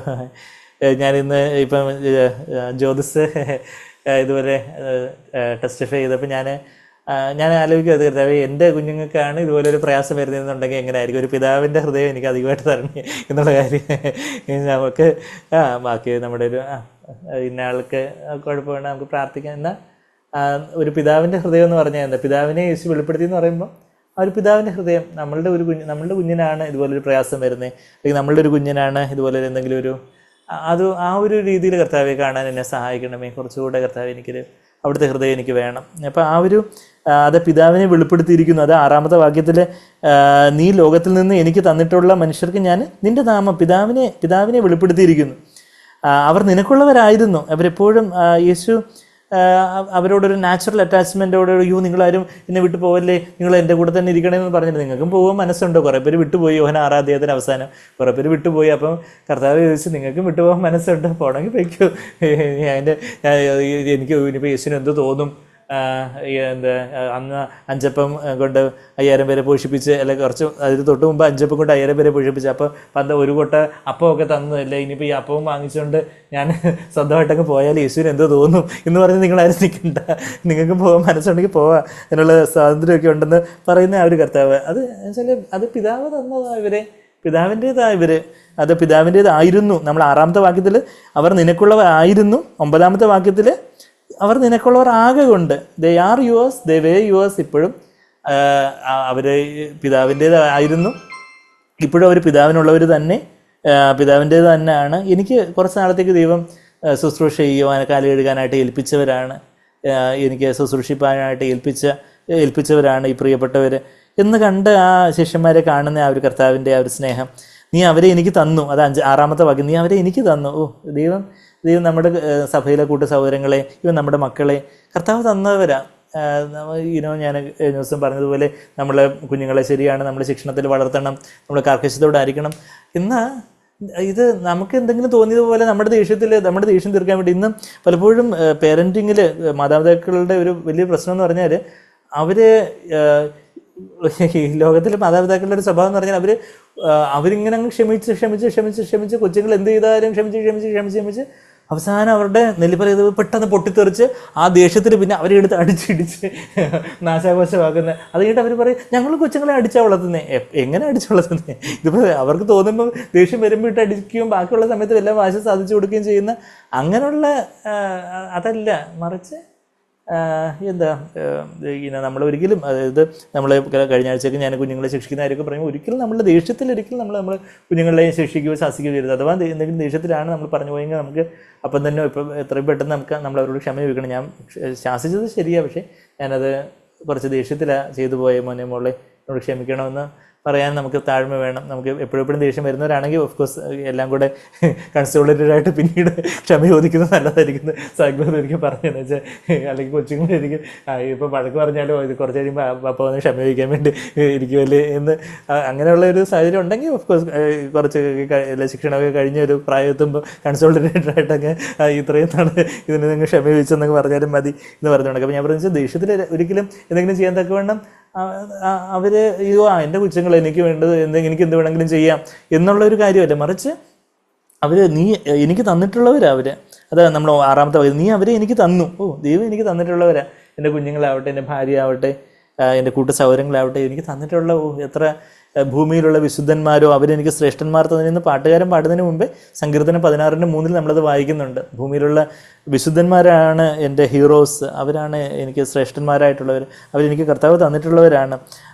നീ അവരെ എനിക്ക് തന്നു, അവർ നിൻ്റെ വചനം പ്രമാണിച്ചു ഇരിക്കുന്നു. കർത്താവിൻ്റെ സന്തോഷം അതാ. നീ എനിക്ക് തന്നതെല്ലാം, ഈ 7-ാമത്തെ വാക്യം, നീ എനിക്ക് തന്നതെല്ലാം നിൻ്റെ പക്കൽ നിന്ന് ആകുന്നു എന്ന് അവരിപ്പോൾ അറിഞ്ഞിരിക്കുന്നത്. ഞാനായിട്ട് സ്വയമായിട്ടൊന്നും ചെയ്യുന്നോ പറയുന്നതല്ല, എൻ്റെ എന്തോ മാജിക്കൽ പവറോ ഒന്നും അല്ല, എൻ്റെ സ്വയമായിട്ടുള്ള മനുഷ്യനെന്ന നിലയിൽ എൻ്റെ സ്വന്തമായിട്ടുള്ള ശക്തി കൊണ്ടല്ല ഞാനിതൊന്നും പറയുകയോ അത്ഭുതങ്ങൾ ചെയ്യുകയോ ഒക്കെ ചെയ്തിട്ടുള്ള, മറിച്ച് നിന്നിൽ നിന്ന് ഇതെല്ലാം വന്നിരിക്കുന്നത് ഇപ്പോൾ അവർ അറിഞ്ഞിരിക്കുന്നു. അതിലെ കർത്താവിൻ്റെ സന്തോഷം. അതായത് നമ്മളെ ആർക്കാരും എന്തെങ്കിലും പുകഴ്ത്തുന്നതിനല്ല, മറിച്ച് നമ്മളുടെ ദൈവത്തിൻ്റെ കരുണ കൊണ്ടാണ് ഇതൊക്കെ സംഭവിക്കുന്നതെന്നുള്ള കാര്യം അറിയുന്നതില്ല യഥാർത്ഥത്തിലുള്ളൊരു ക്രിസ്തു ശിഷ്യൻ്റെ സന്തോഷം.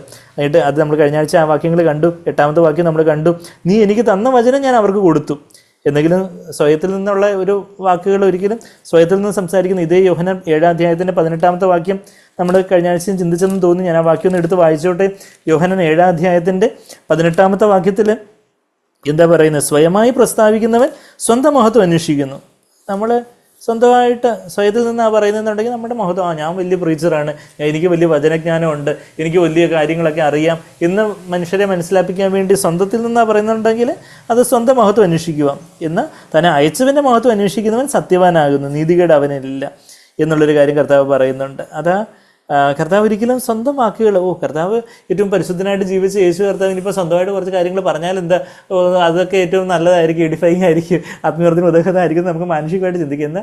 കർത്താവ് ഒരിക്കലും സ്വന്തമായിട്ടൊന്നും പറഞ്ഞില്ല. അത് എത്ര വലിയ സ്റ്റാൻഡേർഡ്. കർത്താവ് എന്നെ അവിടുത്തെ വായാക്കി തീർക്കണമേ എന്നാണ് നമുക്ക് പ്രാർത്ഥിക്കാനുള്ളത്. കർത്താവിൻ്റെ വായാകുന്ന എപ്പോഴാണെന്നൊക്കെ നമ്മൾ യെരമ്യാവ് 15-ാം അധ്യായത്തിൻ്റെ 19-ാമത്തെ വാക്യത്തിലൊക്കെ നമ്മൾ പലപ്പോഴും കണ്ടിട്ടുണ്ട്. അധമമായതുള്ളതൊക്കെ മാറ്റി വെച്ച് ഉത്തമമായിട്ടുള്ളത് പ്രസ്താവിച്ച നീ ആദ്യം തിരിഞ്ഞു വരണം, റിട്ടേൺ ചെയ്ത് മനസാന്തരപ്പെട്ട് വരണം.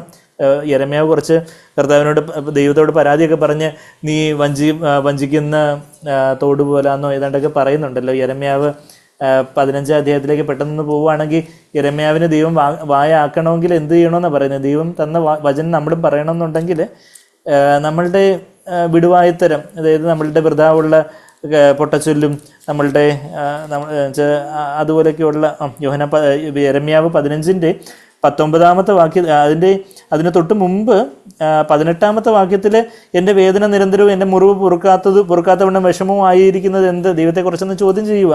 നീ എനിക്ക് ചതിക്കുന്ന തോടും വറ്റിപ്പോകുന്ന വെള്ളവും പോലെ ആയിരിക്കുന്നു. അപ്പോൾ കുറച്ച് വിടുവർത്താനം അല്ലെങ്കിൽ അധമമായത് വേണ്ടാത്ത കുറച്ച് കാര്യങ്ങളൊക്കെ പരാതിയും വെറുവെറുപ്പും ഒക്കെ, ചതിക്കുന്ന ദൈവമേ നീ ചതിക്കുന്ന തോട വറ്റിപ്പോകുന്ന വെള്ളമാണെന്നൊക്കെ പറഞ്ഞ് കുറച്ച് വേണ്ടാത്ത അധമമായതൊക്കെ പറഞ്ഞു. അപ്പം ദൈവം പറയുക, നീ മനസാന്തരപ്പെട്ട് വാ, നീ മടങ്ങി വന്നാൽ 19-ാമത്തെ വാക്യം, ഞാൻ നിന്നെ എൻ്റെ മുമ്പിൽ നിൽക്കുവാൻ തക്കവണ്ണം, കർത്താവിൻ്റെ മുമ്പിൽ നിൽക്കുവാൻ ഏലിയാവ് അങ്ങനെ പറയുന്നുണ്ട്. Before ഹൂം I stand Lord God before ഹൂം I stand,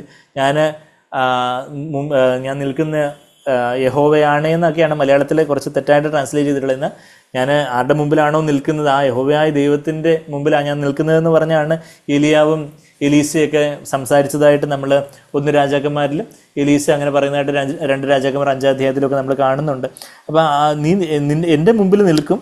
നമ്മൾ ആരുടെ മുമ്പിൽ നിന്ന് എപ്പോഴും സംസാരിക്കേണ്ടത്, നമ്മൾ വചനം സംസാരിക്കുമ്പോൾ മാത്രമല്ല, നമ്മൾ ഭാര്യയോട് ഭർത്താവിനോട് സംസാരിക്കുമ്പം കുഞ്ഞുങ്ങളോട് സംസാരിക്കുമ്പം എല്ലാം നമ്മൾ കർത്താവിന് മുമ്പിൽ നിന്നാണോ സംസാരിക്കുന്നത്, അതോ ചർച്ച വരുമ്പോൾ ഞാൻ കർത്താവിന് മുമ്പിൽ നിന്ന് സംസാരിച്ചോളാം, ബാക്കി വീട്ടിലൊക്കെ എനിക്ക് തോന്നുന്നുണ്ടെങ്കിൽ ഞാൻ എൻ്റെ മുമ്പിൽ വെച്ച് ഞാൻ സംസാരിച്ചോളാം എന്ന് പറഞ്ഞാൽ കർത്താവിൻ്റെ വായാവത്തില്ല. എൻ്റെ മുമ്പിൽ നിൽക്കുവാൻ തക്കവണ്ണം വീണ്ടും കൈക്കൊള്ളും.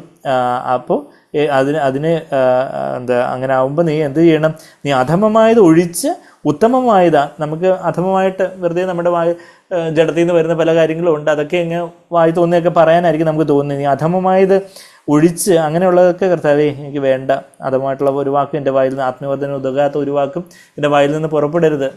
എഫേസ്യർ 4:29. നീ അധമമായത് ഒഴിച്ച് ഉത്തമമായത് പ്രസ്താവിച്ചാൽ എൻ്റെ വാ പോലെയാകും. You will become my spokes, വാ പോലെയാകും എന്ന് മലയാളത്തിൽ എഴുതിയിരിക്കുന്നത്. ഇംഗ്ലീഷിൽ you will become my spokesman, നീ എൻ്റെ വക്താവാകും. എനിക്ക് ആൾക്കാരോട് എന്തെങ്കിലും പറയാനുണ്ടെങ്കിൽ അതിന് ഞാൻ നിന്നെ ആയിരിക്കും ഉപയോഗിക്കുന്നത്. അത് എത്ര വലിയൊരു പദവിയാണ്. ഇപ്പം കോൺഗ്രസിൻ്റെ BJPൻ്റെ സ്പോക്സ്മാൻ എന്ന് പറഞ്ഞാൽ അത് എത്ര വലിയൊരു പദവിയാണ്. ആ പാർട്ടിക്ക് എന്തെങ്കിലും പറയാനുണ്ടെങ്കിൽ എന്നാൽ എത്ര വലിയൊരു ഉത്തരവാദിത്വം കൂടാണ് അതിൻ്റെ അതേ മറുവശത്ത്. ആ പാർട്ടിക്ക് എന്തെങ്കിലും പറയാനുണ്ടെങ്കിൽ ആ സ്പോക്സ്മാനാണ്, വക്താവാണ് വന്ന് മാധ്യമങ്ങളെ കണ്ട് പറയുന്നതെന്ന് പറയുന്നതുപോലെ ദൈവത്തിന് പറയാനുള്ളത് പറയാനായിട്ട് നമ്മളുടെ വീട്ടിലാവട്ടെ, നമ്മുടെ സഭയിലാവട്ടെ, നമ്മുടെ അയൽവക്കത്താവട്ടെ, നമ്മളുടെ ജോലിസ്ഥലത്താവട്ടെ, നമ്മുടെ യാത്രയിലാവട്ടെ, ദൈവത്തിന് സംസാരിക്കാനുള്ള വായ ആകണമെങ്കിൽ അധമമായതൊക്കെ മാറ്റി ഉത്തമമായത് സംസാരിക്കാൻ തക്കവണ്ണം അവിടെ നമ്മളുടെ നാവ് കൺട്രോൾ ചെയ്യാൻ പറ്റത്തില്ലെങ്കിൽ നമ്മുടെ ഭക്തിയൊക്കെ വ്യർത്ഥമാണെന്നാണ് യാക്കോബ് 1:26 നമ്മൾ വായിക്കുന്നത്. കഴിഞ്ഞ ആഴ്ച നമ്മൾ ആ റെഫറൻസസ് ഒക്കെ പറഞ്ഞായിരുന്നു. ഇവിടെ നമ്മൾ തിരിച്ച് 8-ാമത്തെ വാക്യം യോഹന്നാൻ 17:8 വരുമ്പോൾ, നീ എനിക്ക് തന്ന വചനം ഞാൻ അവർക്ക് കൊടുത്തു. ഇതേ കാര്യം തന്നെ കർത്താവ് വീണ്ടും പറയുന്ന ഒരു കാര്യം, ഇതേ കാര്യം തന്നെ പറയുന്നുണ്ട്. യുവർ വേർഡ് അത് 14-ാമത്തെ വാക്യത്തിലും 17:14 ഞാൻ അവർക്ക് നിന്റെ വചനം കൊടുത്തിരിക്കുന്നു. അതേ കാര്യം തന്നെ ഇപ്പം നമ്മൾ 8-ാമത്തെ വാക്യത്തിലും വായിക്കുന്നത്. I have given dum your word. അത് 14-ാമത്തെ വാക്യത്തിൽ ഇപ്പോൾ നമ്മൾ വായിച്ച് 8-ാമത്തെ വാക്യത്തിൽ നീ എനിക്ക് തന്ന ചില കാര്യങ്ങൾ കർത്താവ് റിപ്പീറ്റ് ചെയ്ത് പറയുന്നത് പോലെ നമുക്ക് തോന്നും. എന്നാൽ അത് അത്രമാത്രം കർത്താവ് ഊന്നി പറയുക. കർത്താവിൻ്റെ ആ ഒരു മഹാപുരോഹിത പ്രാർത്ഥന അവസാനത്തെ ഗത്സമന തോട്ടത്തിലേക്ക് കയറുന്നതിനൊക്കെ മുമ്പുള്ള പ്രാർത്ഥനയാണ്. ഗത്സമന തോട്ടത്തിലേക്ക് മുമ്പ് ഉള്ള ആ ഒരു അവസാനത്തെ പ്രാർത്ഥന. അവിടെ കർത്താവ് പറയുന്ന ചില കാര്യങ്ങൾ നമ്മുടെ ഹൃദയത്തിൽ ചില ഭാരങ്ങളുണ്ടെങ്കിൽ അത് നമ്മൾ വീണ്ടും വീണ്ടും പ്രാർത്ഥിക്കും. നമ്മൾ ഇപ്പോൾ കുഞ്ഞിന് രോഗമായിട്ടിരിക്കുവാണെങ്കിൽ നമ്മൾ ഒരു തവണ ഞാൻ പ്രാർത്ഥിച്ചു, ഇനിയിപ്പം കർത്താവ് കേട്ടല്ലോ എന്നുള്ളതിൽ നമ്മൾ വീണ്ടും വീണ്ടും നമ്മുടെ ഭാരം ഒന്ന് ഇറക്കി വെക്കാൻ വേണ്ടി വീണ്ടും വീണ്ടും കർത്താവ് കുഞ്ഞിനെ സുഖമാക്കണേ, കർത്താവിനെ കുഞ്ഞിനെ സുഖമാക്കണേ എന്ന് പ്രാർത്ഥിക്കുന്നത് പോലെ നീ അത് വീണ്ടും വീണ്ടും നീ എനിക്ക് തന്ന വചനം ഞാൻ അവർക്ക് കൊടുത്തിരിക്കുന്നു, അവർക്ക് കൊടുത്തു, അവർ അത് കൈക്കൊണ്ടു. ഞാൻ ദൈവത്തിൻ്റെ വചനം, യേശുവിൻ്റെ വചനം അവർക്ക് കൈക്കൊണ്ടപ്പോൾ അവർക്ക് കത്തി എന്താ, യേശു പിതാവിൻ്റെ അടുക്കൽ നിന്ന് വന്നിരിക്കുന്നു എന്ന് സത്യമായി അറിഞ്ഞു, നീ എന്നെ അയച്ചു എന്ന് വിശ്വസിച്ചും ഇരിക്കുന്നു. 8ാമത്തെ വാക്യം, ഞാൻ അവർക്ക് വേണ്ടി അപേക്ഷിക്കുന്നു. അവർക്ക് വേണ്ടി ഞാനിപ്പോൾ അപേക്ഷിക്കുന്നത്, ലോകത്തിന് വേണ്ടിയല്ല. ശരിയാണ്, ലോകത്തിൽ ഇനി അനേകരെ കർത്താവിലേക്ക് വരാനുണ്ട്, അവർക്ക് വേണ്ടിയെല്ലാം നമുക്ക് പ്രാർത്ഥിക്കാം. എന്നാൽ കർത്താവ് ഇവിടെ പ്രധാനമായിട്ടും തന്നെ ഓൾറെഡി കമ്മിറ്റ് ചെയ്തവർക്ക് വേണ്ടി പ്രാർത്ഥിക്കുക. പിന്നെ കർത്താവ് പറയുന്നുണ്ട് അവർക്ക് വേണ്ടി മാത്രമല്ല, 20ാമത്തെ വാക്യത്തിൽ പറയുന്നുണ്ട് അവർക്ക് വേണ്ടി മാത്രമല്ല, അവരുടെ വചനം വിശ്വസിക്കാനിരിക്കുന്നവരിൽ, അവരുടെ വചനത്തിലൂടെ വിശ്വസിക്കാനിരിക്കുന്നവർക്ക് കൂടെ വേണ്ടി താൻ പ്രാർത്ഥിക്കുന്നു എന്ന് 20ാമത്തെ വാക്യത്തിൽ പറയുന്നുണ്ട്. അപ്പോൾ അവർ കർത്താവിൻ്റെ വചനത്തിന് കമ്മിറ്റഡ് ആയിട്ടുള്ള നമ്മുടെ കൂട്ടുസഹോദരങ്ങൾക്കായിട്ട് നമ്മൾ എത്രയധികം നമ്മൾ പ്രാർത്ഥിക്കണം എന്നുള്ളൊരു കാര്യം അവിടെ ഈ കർത്താവിൻ്റെ ആ ഒരു മാതൃക നമ്മളവിടെ കാണുന്നുണ്ട്. അതാ നമ്മൾ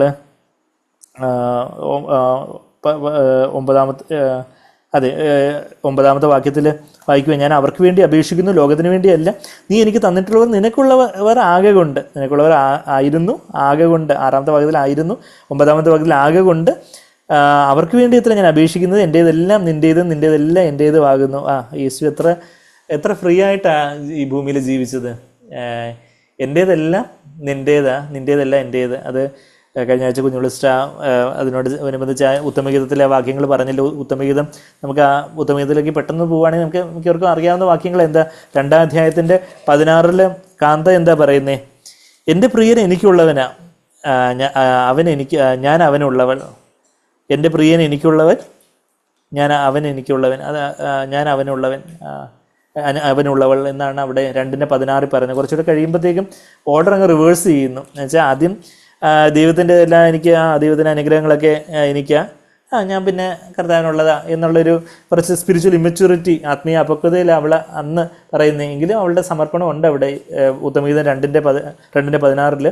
പിന്നെ 6:3 വരുമ്പോഴത്തേക്കും കുറച്ചുകൂടെ ഒരു പക്വത വന്നു. ആദ്യം തന്നെ എന്താ പറയുന്നത്? ഞാൻ എൻ്റെ പ്രിയനുള്ളവളാണ്, ഞാൻ എൻ്റെ എല്ലാം അത് കർത്താവ് ആ ഓർഡറാണ് പറയുന്നത്. ഞാൻ എൻ്റെ പ്രിയൻ, ഞാൻ എൻ്റെ പിതാവിൻ്റേതാണ്, എൻ്റേതെല്ലാം പിതാവിൻ്റേതാണ്. അത് കഴിഞ്ഞിട്ട് പിതാവിൻ്റെതെല്ലാം എൻ്റേത്. അതാ ആ ഒരു പക്വമായ ഓർഡർ. അതാ ഞാൻ എൻ്റെ പ്രിയനുള്ളവൾ, ഞാൻ എൻ്റേതെല്ലാം എൻ്റെ പ്രിയനാണ്. അപ്പോൾ പ്രിയൻ എനിക്കുള്ളതാണ്, പ്രിയൻ്റേതായിട്ടുള്ള എല്ലാം എനിക്കുള്ളതാണ്. അത് കഴിഞ്ഞിട്ട് കുറച്ചുകൂടെ പക്വതയിലേക്ക് വരുമ്പോൾ 7ാമത്തെ അധ്യായത്തിൻ്റെ മലയാളത്തിൽ 11ാമത്തെ വാക്യം, ഇംഗ്ലീഷിൽ 10ാമത്തെ വാക്യം, ഞാൻ എൻ്റെ പ്രിയനുള്ളവൾ, അവൻ്റെ ആഗ്രഹം എന്നോടാകുന്നു. ഞാൻ എൻ്റെ പ്രിയനുള്ളവളാ, അവൻ എനിക്കുള്ളവനാന്ന് പോലും പറയുന്നില്ല. മറിച്ച് കർത്താവേ, അവിടുന്ന് എനിക്ക് അവിടുത്തെ ആഗ്രഹം എല്ലാം എന്നോടാണല്ലോ. എൻ്റേതായിട്ടുള്ള എന്തെങ്കിലും മിനിസ്ട്രിയോ ശുശ്രൂഷയോ എൻ്റെ പണമോ അതൊന്നും അല്ലല്ലോ ദൈവം ആഗ്രഹിക്കുന്നത്. മറിച്ച് എന്നെ തന്നെ ആഗ്രഹിക്കുന്നു, എന്നെ വ്യക്തിപരമായിട്ട് ആഗ്രഹിക്കുന്ന എൻ്റെ പ്രിയൻ. അത് വലിയൊരു ഫ്രീഡമാണ്. നമ്മളത് അനുഭവിക്കുന്നവർക്ക് നമുക്കറിയാം. നമ്മളുടെ ഭാരങ്ങളും കാര്യങ്ങളും എല്ലാം അങ്ങ് കർത്താവിനായിട്ട് അങ്ങ് സമർപ്പിച്ചിട്ടുണ്ടെങ്കിൽ കർത്താവിന് വലിയ സന്തോഷവും സമാധാനവും ഒക്കെ എക്സ്ചേഞ്ച് ആയിട്ട് ഞാൻ കിട്ടിക്കഴിഞ്ഞു. അതായത് വലിയൊരു ഡിവൈൻ എക്സ്ചേഞ്ച് ഓഫറാണ്.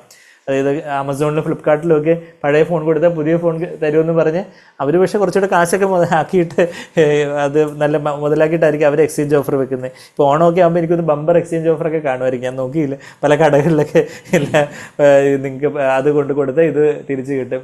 എന്നാൽ അതൊക്കെ ബിസിനസ്സിൻ്റെ ഓരോ ട്രിക്കും ട്യൂഷനൊക്കെ. എന്നാൽ ഇവിടെ വലിയൊരു എക്സ്ചേഞ്ച് ഓഫർ എന്ന് പറഞ്ഞാൽ നമ്മൾ പലപ്പോഴും പറഞ്ഞിട്ടുണ്ട്. ഫിലിപ്പിയർ 4:6-7 വാക്യങ്ങളിൽ നമ്മുടെ സകല ചിന്താകുലങ്ങളും കർത്താവിനെ പോലെ ഇട്ടുകൊള്ളുവിൻ, അപ്പം തിരിച്ചെന്ത് കിട്ടും? സകല ബുദ്ധിയും കവിന സ്വർഗീയ സമാധാനം തിരിച്ച് ഫ്രഷ് പാക്കറ്റിൽ ഇനി കിട്ടും. എന്ന് പറഞ്ഞാൽ എൻ്റേതായിട്ടുള്ള എല്ലാം കർത്താവ്, എൻ്റെ ചിന്താകുലങ്ങളാവട്ടെ, എൻ്റെ എന്തെല്ലാം ഭാണ്ഡാകെട്ടുകളാവട്ടെ, എൻ്റെ വിചാരങ്ങളാവട്ടെ, എൻ്റെ കുഞ്ഞുങ്ങളാവട്ടെ, എൻ്റെ ഭാര്യയാവട്ടെ, എൻ്റെ മക്കളാവട്ടെ, ഭർത്താവാവട്ടെ, ബന്ധുമിത്രാദികളാവട്ടെ, നമ്മളുടെ ബാങ്ക് ബാലൻസോ വസ്തുവകളോ എല്ലാം കർത്താവ് അതെല്ലാം അവിടത്തേക്കുള്ളത് എല്ലാം തരുന്നു. അപ്പോൾ കർത്താവിൻ്റെ വലിയ ദിവ്യ സ്വഭാവം, കർത്താവിൻ്റെ വലിയ സമാധാനം നമ്മളുടെ ഹൃദയങ്ങളെയും മനസ്സുകളെയും ക്രിസ്തുയേശുവിങ്കൽ ഹൃദയങ്ങളെയും മനസ്സുകളെയും ക്രിസ്തുയേശുവിങ്കൽ കാക്കും. Guard your hearts and minds എന്നാണ് അവിടെ പറയുന്നത്. അതിൻ്റെ ഓർഡർ ആദ്യം നമ്മൾ ആത്മാവിൽ, ഹാർട്ട്സ് എന്ന് പറയുന്നത് നമ്മുടെ ആത്മാവിനെ കുറിക്കുന്നത്, മൈൻഡ്സ് എന്ന് പറയുമ്പോൾ നമ്മുടെ ദേഹിയിലുള്ളതാണ് നമ്മുടെ മനസ്സ്. നമ്മൾ ആത്മാവിൽ ദൈവത്തിൻ്റെ സമാധാനം ഒന്ന് നിറഞ്ഞ് നമ്മുടെ ദേഹിയിലേക്കും ആ സമാധാനം ഒന്ന് നിറഞ്ഞ് ആത്മാവിനെയും മനസ്സിനെയും ദേഹിയെയും ആ സമാധാനം നമ്മളുടെ പ്രാണൻ ആടി ഉലയാതെ ഒരു നങ്കൂരമായിട്ട് പ്രത്യാശ ഉണ്ടെന്ന് നമ്മൾ എബ്രായർ 6:20 കഴിഞ്ഞ ആഴ്ച കണ്ടതുപോലെ നമ്മളുടെ ചിന്തകൾ അങ്ങോട്ടും ഇങ്ങോട്ടും ഒക്കെ അയ്യോ എന്താവും എന്നൊക്കെ പറഞ്ഞ് പല ടെൻഷനോ വെപ്രാളോ ഒക്കെ ആയിട്ട് അല്ലെങ്കിൽ പല പ്രലോഭനങ്ങളിലേക്ക് ആടി ഉലയാതെ നമ്മളുടെ മനസ്സും ഹൃദയവും നമ്മുടെ ആത്മാവും നമ്മുടെ ദേഹിയും എല്ലാം ദൈവത്തിൻ്റെ സമാധാനം ക്രിസ്തുയേശുവിലേക്ക് ആകാതെ ഡിവൈൻ എക്സ്ചേഞ്ച് നിങ്ങളുടെ സകല ചിന്താകുലങ്ങളും അവൻ്റെ മേൽ ഇട്ടുകൊള്ളുവിൻ 1 പത്രോസ് 5:7 അവൻ നിങ്ങൾക്ക് വേണ്ടി കരുതുന്നവനാകുന്നു. അപ്പം ദൈവത്തിൻ്റെ കരുതൽ എപ്പോഴാണ് ദൈവം നമുക്ക് വേണ്ടി കരുതുന്നു, പക്ഷെ എപ്പോഴാണ് ആ കരുതൽ നമ്മൾ അനുഭവിക്കുന്നതെന്ന് ചോദിച്ചാൽ ഈ ചിന്താകുലങ്ങളെല്ലാം അങ്ങോട്ട് ഇട്ട് കൊടുക്കുമ്പോഴാണ് ഇങ്ങോട്ട് വരത്തുള്ളൂ. ആമസോണിൽ നിന്ന് എക്സ്ചേഞ്ച് ഓഫറിൽ ഓർഡർ ചെയ്തു, അത് കഴിഞ്ഞിട്ട് അതിൻ്റെ മറ്റേ പയ്യൻ വന്ന് നിൽക്കുക, പഴയ ഫോണിന് തന്നെ അത് കഴിഞ്ഞിട്ട് തരാം പുതിയ പാക്കറ്റ്. അപ്പോൾ നമ്മൾ അയ്യോ എൻ്റെ പഴയ ഫോണാണ്, ഞാനിത് എങ്ങനെ തരും, നിങ്ങളല്ലേ എക്സ്ചേഞ്ച് ഓഫർ ക്ലിക്ക് ചെയ്തത്, കഴിഞ്ഞിട്ട് ഇപ്പോൾ തരത്തില്ലെങ്കിൽ പിന്നെ ഞാൻ പുതിയ പാക്കറ്റും തരത്തില്ല, ഞാനങ്ങ് തിരിച്ചു പോകും, കഴിഞ്ഞിട്ട് പിന്നെ നിങ്ങൾ ഒന്നുകൂടെ ഓർഡർ ചെയ്തോളാൻ പറയും. അപ്പോൾ നമുക്കറിയാം നമുക്ക് പഴയത് കൊടുത്താലേ പുതിയത് കിട്ടത്തുള്ളൂ, അതിന് മുമ്പ് നമ്മൾ റീസെറ്റൊക്കെ ചെയ്ത് വെക്കും എന്ന് പറയുന്നതുപോലെ നമുക്ക് നമ്മളുടേതായിട്ടുള്ള പാഠക്കെട്ടുകളും ചിന്താകുലങ്ങളും എല്ലാം അങ്ങോട്ട് ഇട്ട് കൊടുത്താൽ ദൈവത്തിൻ്റെ കരുതൽ യഥാർത്ഥത്തിൽ നമുക്ക് അനുഭവിക്കാനൊക്കത്തുള്ളൂ. ദൈവം എന്നെ കരുതുന്നുണ്ട്, എനിക്കൊന്നും അനുഭവിക്കാനൊക്കുന്നില്ല, ദൈവം എന്നെ കരുതുന്നില്ല, ദൈവം എന്നെ മറന്നു പോയിട്ടുണ്ടെന്ന് തോന്നുന്നു. ഇത് നമ്മൾ പറയുന്നതിൻ്റെ അർത്ഥം, അതിൻ്റെ കാരണം എന്താ? നമ്മൾ നമ്മുടെ പാണ്ടാക്കെട്ടെല്ലാം തലേ വെച്ചുകൊണ്ടിരിക്കുക എന്നാൽ ആ ചിന്താകുലങ്ങളും എല്ലാം ഇട്ടുകൊണ്ട് അത് യേശു കർത്താവ് അങ്ങനെ ജീവിച്ച് അതാ 10ാമത്തെ ഭാഗത്ത് എൻ്റേതെല്ലാം എന്നെ സംബന്ധിക്കുന്ന കാര്യങ്ങൾ, എൻ്റേതായിട്ടുള്ള കാര്യങ്ങൾ, എൻ്റെ കുടുംബത്തെ സംബന്ധിക്കുന്ന കാര്യങ്ങൾ, എൻ്റെ ശുശ്രൂഷയോ അല്ലെങ്കിൽ എൻ്റെ ജോലിയെ സംബന്ധിക്കുന്ന കാര്യങ്ങൾ, എൻ്റെ സഭയെ സംബന്ധിക്കുന്ന കാര്യങ്ങളോ എൻ്റേതായിട്ടുള്ള എല്ലാം എൻ്റെ കർത്താവിൻ്റേതാണ്, എൻ്റെ ശരീരം എൻ്റെ കർത്താവിൻ്റേതാണ്. അപ്പം കർത്താവിൻ്റെ ശരീരത്തിനുള്ളതാണെന്ന് നമ്മൾ 1 കൊരിന്ത്യർ 6:13 നമ്മൾ കഴിഞ്ഞ ആഴ്ച നമ്മൾ കണ്ടു. എൻ്റെ ശരീരത്തിൽ എന്തെങ്കിലും ഒരു ഒടിഞ്ഞ കാലോ അല്ലെങ്കിൽ ഒരു മുറിവോ ഒരു ചതവോ ഒക്കെ ഉണ്ടെങ്കിൽ എൻ്റെ ശരീരം ആരുടെയാണ്? എൻ്റെ ശരീരം എൻ്റെ കർത്താവിനുള്ളതാണ്. അപ്പം കർത്താവ് എൻ്റെ ശരീരത്തിനുള്ളതാണ് എന്ന് പറയുന്നത് പോലെയുള്ളൊരു ഡിവൈൻ എക്സ്ചേഞ്ച്. അത് എൻ്റേതെല്ലാം പിതാവേ അങ്ങയുടേതാണ്, അപ്പോൾ അങ്ങയുടേതുള്ള എല്ലാം എൻ്റേതാണ്. സകല സ്വർഗീയ അനുഗ്രഹങ്ങളാൽ നമ്മളെ ക്രിസ്തുയേശുവിൽ അനുഗ്രഹിച്ചിരിക്കുന്നു ഓൾറെഡി.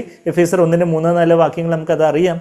എന്നാൽ അത് നമ്മളുടേതായിട്ട് അനുഭവിക്കണമെങ്കിൽ നമ്മൾ അങ്ങോട്ട് എല്ലാം കൂടെ അങ്ങ് സമർപ്പിച്ചുകൊണ്ടേ ഇരിക്കുകയാണെങ്കിൽ, നിരന്തരമായിട്ട് ആ യാഗപീഠത്തിൽ തന്നെ നമ്മൾ സമർപ്പിച്ചുകൊണ്ടേ ഇരിക്കുകയാണെങ്കിൽ നിരന്തരമായിട്ട് അളവില്ലാതെ കർത്താവിൻ്റെ ആത്മാവിനെ അളവില്ലാതെ എപ്പോഴും കർത്താവിൻ്റെ ആത്മാവ് നമ്മളിലേക്ക് നമ്മൾ അങ്ങനെ താഴ്ന്ന നിലത്തെ നീരോടും അവിടെ ദൈവം തുണയുമെന്ന് പറഞ്ഞ പോലെ അങ്ങനെ നമ്മൾ നമ്മെ തന്നെ ഒരു 0 പോയിന്റിൽ താഴ്ത്തി എപ്പോഴും ഏൽപ്പിച്ചുകൊണ്ടേ ഇരിക്കുകയാണെങ്കിൽ നമുക്ക് എപ്പോഴും കർത്താവിൻ്റെ കാര്യത്തിൽ അനുഭവിക്കാനൊക്കെ എപ്പോഴും കർത്താവ് നമ്മുടെ കൂടെ ഉണ്ട്. ശരിയാണ്, ഇന്ന് സ്ത്രീകളെ ഉച്ച കഴിഞ്ഞപ്പോഴത്തേക്കും വിളിച്ച് സന്ധ്യപ്പെട്ട ഒരു കുഴപ്പത്തിൽ ഞാൻ അകപ്പെട്ടു, കാറിൻ്റെ കീ മറ്റേ സെലിറിയ കാറിൻ്റെ കീ എന്ന് എന്തോ ഒടിഞ്ഞു പോയതുപോലെ അത് അത് ഇനിയിപ്പോൾ ഓണാക്കാൻ പറ്റുന്നില്ല, അത് കുഞ്ഞുങ്ങളെല്ലാം കാരണത്തിരിപ്പുണ്ട്, ഞാൻ ഇവിടെ ആലക്കട വരെ എത്തിയിട്ടുള്ളൂ. അപ്പം ഞാൻ പറഞ്ഞ അപ്പം ആദ്യം തന്നെ ദൈവപ്പെട്ട ഞാനൊരു എന്തോ കുടുങ്ങി പോയിരിക്കുവാന്നും പറഞ്ഞാൽ വിളിക്കുന്നത്, കുടുങ്ങി പോയിരിക്കുകയെന്ന് പറഞ്ഞ് വിളിക്കുമ്പോൾ തന്നെ പെട്ടെന്ന് കർത്താവ് പരിശുദ്ധാത്മ എന്നെ ഓർപ്പിച്ച് ദൈവം അറിയാതെ അനുവദിക്കാതെ ഒന്നും സംഭവിച്ചിട്ടില്ല, അതുകൊണ്ട് ഇനിയിപ്പോൾ എന്താ പറയാൻ പോകുന്നതെന്നുള്ളതിന് സമാധാനത്തോടെ കേൾക്കാം. എന്തെങ്കിലും ഒരു അബദ്ധം എന്തെങ്കിലും ഒരു പ്രശ്നമായിരിക്കും. അപ്പോൾ അപ്പം അതുകൊണ്ട് അത് കർത്താവിനെ സ്തുതിക്കുന്നത്. അത് ആ ഒരു കാര്യം എന്ത് സംഭവിച്ചാലും ദൈവം അറിയാം, ദൈവത്തിന് സർപ്രൈസ് ആയിട്ട്. ഇപ്പം ബ്രദർ പറഞ്ഞത് നമുക്ക് ചില കാര്യങ്ങൾ സർപ്രൈസ് ആയിരിക്കും, ഷോക്കായിരിക്കും, എന്നാൽ ദൈവത്തിനൊന്നും സർപ്രൈസ് ആയിട്ടില്ല. അപ്പോൾ അത് പറയുമ്പോഴും ദൈവാത്മാവ് വ്യക്തമായിട്ട് എന്നെ ഓർപ്പിച്ച് പിതാവ് അറിയാതെ അനുവദിക്കാതെ ഒന്നും സംഭവിച്ചിട്ടില്ല. അപ്പോൾ അതുകൊണ്ട് പറഞ്ഞു സാരമില്ല, എന്താണെന്ന് വെച്ചാൽ പറഞ്ഞു. അപ്പം അതിങ്ങനെ കീ ഒടിഞ്ഞിരിക്കും, അത് ഇനി അത് അങ്ങ് എന്തോ ആദ്യം ഓഫ് ആവുന്നില്ല, പിന്നെ ഇപ്പോൾ ഓൺ ആവുന്നില്ല, കീ അങ്ങ് തിരിക്കാൻ പറ്റില്ല, അതങ്ങ് ഒടിഞ്ഞു പോയി. ഇനിയിപ്പോൾ അത് മാറ്റേണ്ട സമയം അതിൻ്റെ എന്തോ റിമോട്ട് സെൻസർ കണ്ടുള്ളത് അത് അത് ഇനിയിപ്പോൾ അങ്ങ് ഇത് കേസ് മാറ്റേണ്ടതുണ്ട്. അപ്പോൾ ഇന്നലെ എൻ്റെ അടുത്ത് പറഞ്ഞത് ഇന്നത് മാറ്റാമെന്ന് പറഞ്ഞിരുന്നത്, പക്ഷേ അതിന് മുമ്പേ ഇത് പോയി. അപ്പോൾ അത് കഴിഞ്ഞിട്ട് ഞാൻ പറഞ്ഞു ഞാൻ പ്രാർത്ഥിക്കാം, അതിനിടയ്ക്ക് പേഷ്യൻ്റ് മുമ്പേ ഇരിക്കുന്നുണ്ട്. അപ്പോൾ ഇതും കൂടെ കഴിഞ്ഞിട്ട് ഞാൻ ആൻഡലിനെയും കൂടെ വിളിച്ചിട്ട് അങ്ങോട്ടും കാണാം, ഞങ്ങൾ കാറും എടുത്തോട്ട് അങ്ങോട്ട് ഒട്ടും പറ്റുന്നില്ലെങ്കിൽ അങ്ങോട്ട് ഞങ്ങളങ്ങ് വരാം, ഇവിടെ വാട്സപ്പ് ലൊക്കേഷൻ ഒന്ന് ഷെയർ ചെയ്താൽ മതി, എന്തായാലും പ്രാർത്ഥിക്കാം എന്നൊക്കെ പറഞ്ഞ് പ്രാർത്ഥിച്ചുകൊണ്ട് ആണ് പേഷ്യൻറ്റ് മരുന്ന് കൊടുക്കുന്നത്. അവിടെ മുമ്പിലിരിക്കുന്ന ആളുകൊണ്ട് ഞാൻ പ്രാർത്ഥിക്കണം, അതുകൊണ്ട് നിങ്ങൾ 10 മിനിറ്റ് പുറത്തോട്ടിരിക്കാൻ പറയാൻ പറ്റത്തില്ല. അപ്പോൾ അതുകൊണ്ട് അതിനിടയ്ക്ക് ദൈവമേ എല്ലാം അറിയുന്നുണ്ടല്ലോ, അവിടുന്ന് എല്ലാം ചെയ്യും. അതിനിട്ട് കുറച്ച് കഴിഞ്ഞിട്ട് ഞാൻ ഒന്നുകൂടെ വിളിച്ചപ്പോഴത്തേക്ക് ഞാൻ ഡ്രൈവ് ചെയ്ത് വന്നുകൊണ്ടിരിക്കുക, ഇപ്പോൾ എല്ലാം ഓണായി, കുഴപ്പമൊന്നുമില്ല, ഇപ്പം അങ്ങ് വന്നോണ്ട് ഇനിയിപ്പോൾ എവിടെയും നിർത്താതെ ഞാനങ്ങ് വന്നോണ്ടാ, നിർത്തി കഴിഞ്ഞാൽ പിന്നെ ഇത് എന്തെങ്കിലും പ്രശ്നം പറ്റുമോ എന്നറിയത്തില്ല. അപ്പോൾ ഞാൻ പറഞ്ഞു തരുന്നത് വെച്ചാൽ നമ്മുടെ ചെറുതും വലുതുമായിട്ടുള്ള കാര്യങ്ങൾ എല്ലാം അപ്പം സ്ത്രീകൾ പറയാം, ഞാൻ കുഞ്ഞുങ്ങളോടെല്ലാം പറഞ്ഞ് നിങ്ങളും പ്രാർത്ഥിച്ചു പെട്ടെന്ന് സ്റ്റാർട്ടാവാൻ വേണ്ടി. അപ്പോൾ കുഞ്ഞുങ്ങളുടെ വിശ്വാസമൊക്കെ അങ്ങ് വർദ്ധിച്ചെന്ന് തോന്നുന്നു. അവരും പ്രാർത്ഥിച്ചു, അങ്ങനെ കാർ സ്റ്റാർട്ടായി. അങ്ങനെ അതുകൊണ്ടാണല്ലോ അപ്പോൾ നമുക്കിവിടെ ആയിരിക്കാൻ നോക്കുന്നത്. അപ്പോൾ ഞാൻ പറഞ്ഞു തരുന്നത് വെച്ചാൽ നമ്മളേതായിട്ടുള്ളതല്ല, നമ്മളെ സംബന്ധിക്കുന്ന കാര്യങ്ങൾ, നമ്മുടെ ഇനി കാറിൻ്റെ ചാവി ഒടിഞ്ഞു പോയാലോ, അല്ലെങ്കിൽ വേറെ പുരയുടെ താക്കോല് കാണാതെ പോയാലോ, അല്ലെങ്കിൽ നമ്മൾക്ക് നമുക്ക് എന്തെങ്കിലും സംഭവിക്കുന്നതെല്ലാം ദൈവം അറിയാതെ, ശരിയാണ്, ചിലപ്പോൾ നമ്മളുടെ തന്നെ മിസ്റ്റേക്ക് കൊണ്ട്, നമ്മളുടെ തന്നെ പോരായ്മ കൊണ്ട്, നമ്മുടെ തന്നെ പരാജയം കൊണ്ട്, നമ്മളുടെ തന്നെ അഹങ്കാരം കൊണ്ട് തന്നെ ചിലപ്പോൾ കാര്യങ്ങൾ സംഭവിക്കുന്നവരുണ്ടാകും. പക്ഷേ എന്തുണ്ടെങ്കിലും കർത്താവ് ദൈവം അറിയാതെ അനുവദിക്കാതെ ഒന്നും സംഭവിച്ചിട്ടില്ല. എൻ്റേതായിട്ടുള്ള എല്ലാം എൻ്റെ പിതാവിൻ്റേതാണ്. അപ്പോൾ പിതാവിൻ്റേതായിട്ടുള്ള എല്ലാം, പിതാവിൻ്റെ എല്ലാ സകല സ്വർഗീയ സമ്പത്തും അവൻ്റെ ദിവ്യ ഭണ്ഡാരത്തെ, സ്വർഗ ഭണ്ഡാരത്തെ സ്വന്തമെന്നെണ്ണി ഭക്തരൻ വിശ്വാസ ജീവിതം പോലെ ഇത്ര ഭദ്രമായ ജീവിതം വേറെയില്ല എന്ന് നമ്മളെ പാട്ടിൽ പാടുന്ന പോലെ സ്വർഗീയമായിട്ടുള്ള ഭണ്ഡാരമൊക്കെ സ്വന്തം ഭണ്ഡാരം, ദൈവത്തിൻ്റെ ഭണ്ഡാരം എൻ്റെ ഭണ്ഡാരമാണെന്നും പറഞ്ഞുകൊണ്ട് നമ്മൾ ആ ഒരു വലിയ ഡിഗ്നിറ്റിയോട്, മാന്യതയോടുകൂടിയാണ് ജീവിക്കുന്നത്. കർത്താവിന് അങ്ങനെ എന്ത് കാര്യത്തിലാണ് കർത്താവിന് ടാക്സ് കൊടുക്കണോ? ടാക്സ് റിട്ടേൺ ഫയൽ ചെയ്യാറായി. അപ്പോൾ കർത്താവിന് ടാക്സ് കൊടുക്കേണ്ട സമയത്ത് പത്രോസിനോട് പറഞ്ഞ് ടാക്സ് റിട്ടേൺ ഫയൽ ചെയ്യാൻ വേണ്ടി എന്ത് ചെയ്യണം? നീ ചെന്ന് മീനെ പിടിക്കുക, അതിനകത്ത് അതിന് വേണ്ടിയുള്ള അക്കൗണ്ടൻറ്റ് ടാക്സ് റിട്ടേൺ ഫയൽ ചെയ്യാനുള്ള സംഭവം അതിനകത്ത് ഉണ്ട് എന്ന് പറയുന്ന ആ ഒരു പിതാവിൻ്റെ കരുതൽ. അപ്പം അതുപോലുള്ളൊരു പിതാവാണ് നമുക്ക് സ്വർഗത്തിലുള്ളത്. നമ്മളുടെ എല്ലാ ചെറുതും വലുതുമായിട്ടുള്ള ആവശ്യങ്ങളെ അറിയാവുന്നൊരു കർത്താവ്. അതാ പറയുന്നത്, എൻ്റേതെല്ലാം നിൻ്റേതാകുന്നു, നിൻ്റേതെല്ലാം എൻ്റേതും ആകുന്നു, ഞാൻ അവരിൽ മഹത്വപ്പെട്ടിരിക്കുന്നു, അവയിൽ മഹത്വപ്പെട്ടിരിക്കുന്നു എന്നും ട്രാൻസ്ലേറ്റ് ചെയ്യാം. I have been glorified in them എന്നാണ് പറഞ്ഞിരിക്കുന്നത്. അപ്പം അവരിലായാലും അതിലൂടെ എല്ലാം ഓരോ കാര്യങ്ങൾ കർത്താവിൻ്റെ ജീവിതത്തിൽ സംഭവിക്കുന്നതിലൂടെ എല്ലാം അവിടെ കർത്താവിനെ പിതാവിനെ മഹത്വപ്പെടുത്താൻ സാധിച്ചു എന്ന് പറഞ്ഞാൽ, എന്നെ മാനിക്കുന്നവനെ ഞാൻ മാനിക്കുമെന്ന് 1 ശമൂവേൽ 2:30 വാക്യം. അത് ഓർക്കാൻ എളുപ്പം 1, 2, 3, 0. 1 ശമൂവേൽ 2:30 വാക്യം 1, 2, 3, 0. എന്താ പറയുന്നത്? എന്നെ മാനിക്കുന്നവനെ ഞാൻ മാനിക്കും. നമ്മൾ കർത്താവിനെ മാനിക്കുമ്പം കർത്താവ് നമ്മളെ മാനിക്കും. ചിലപ്പോൾ നമ്മുടെ ജോലി സ്ഥലത്ത്, നമ്മളുടെ ബന്ധുക്കളുടെ ഇടയിൽ, നമ്മളുടെ അവിശ്വാസികളായിട്ടുള്ള കൂട്ടുകാരുടെ ഇടയിലൊക്കെ നമ്മളെ ചിലർ കർത്താവിൻ്റെ പേരിൽ അപമാനിച്ചവരും നിന്ദിച്ചവരും ഒക്കെ കാണും. നമ്മൾ അവരോടൊന്ന് ക്ഷമിച്ച് കാണും.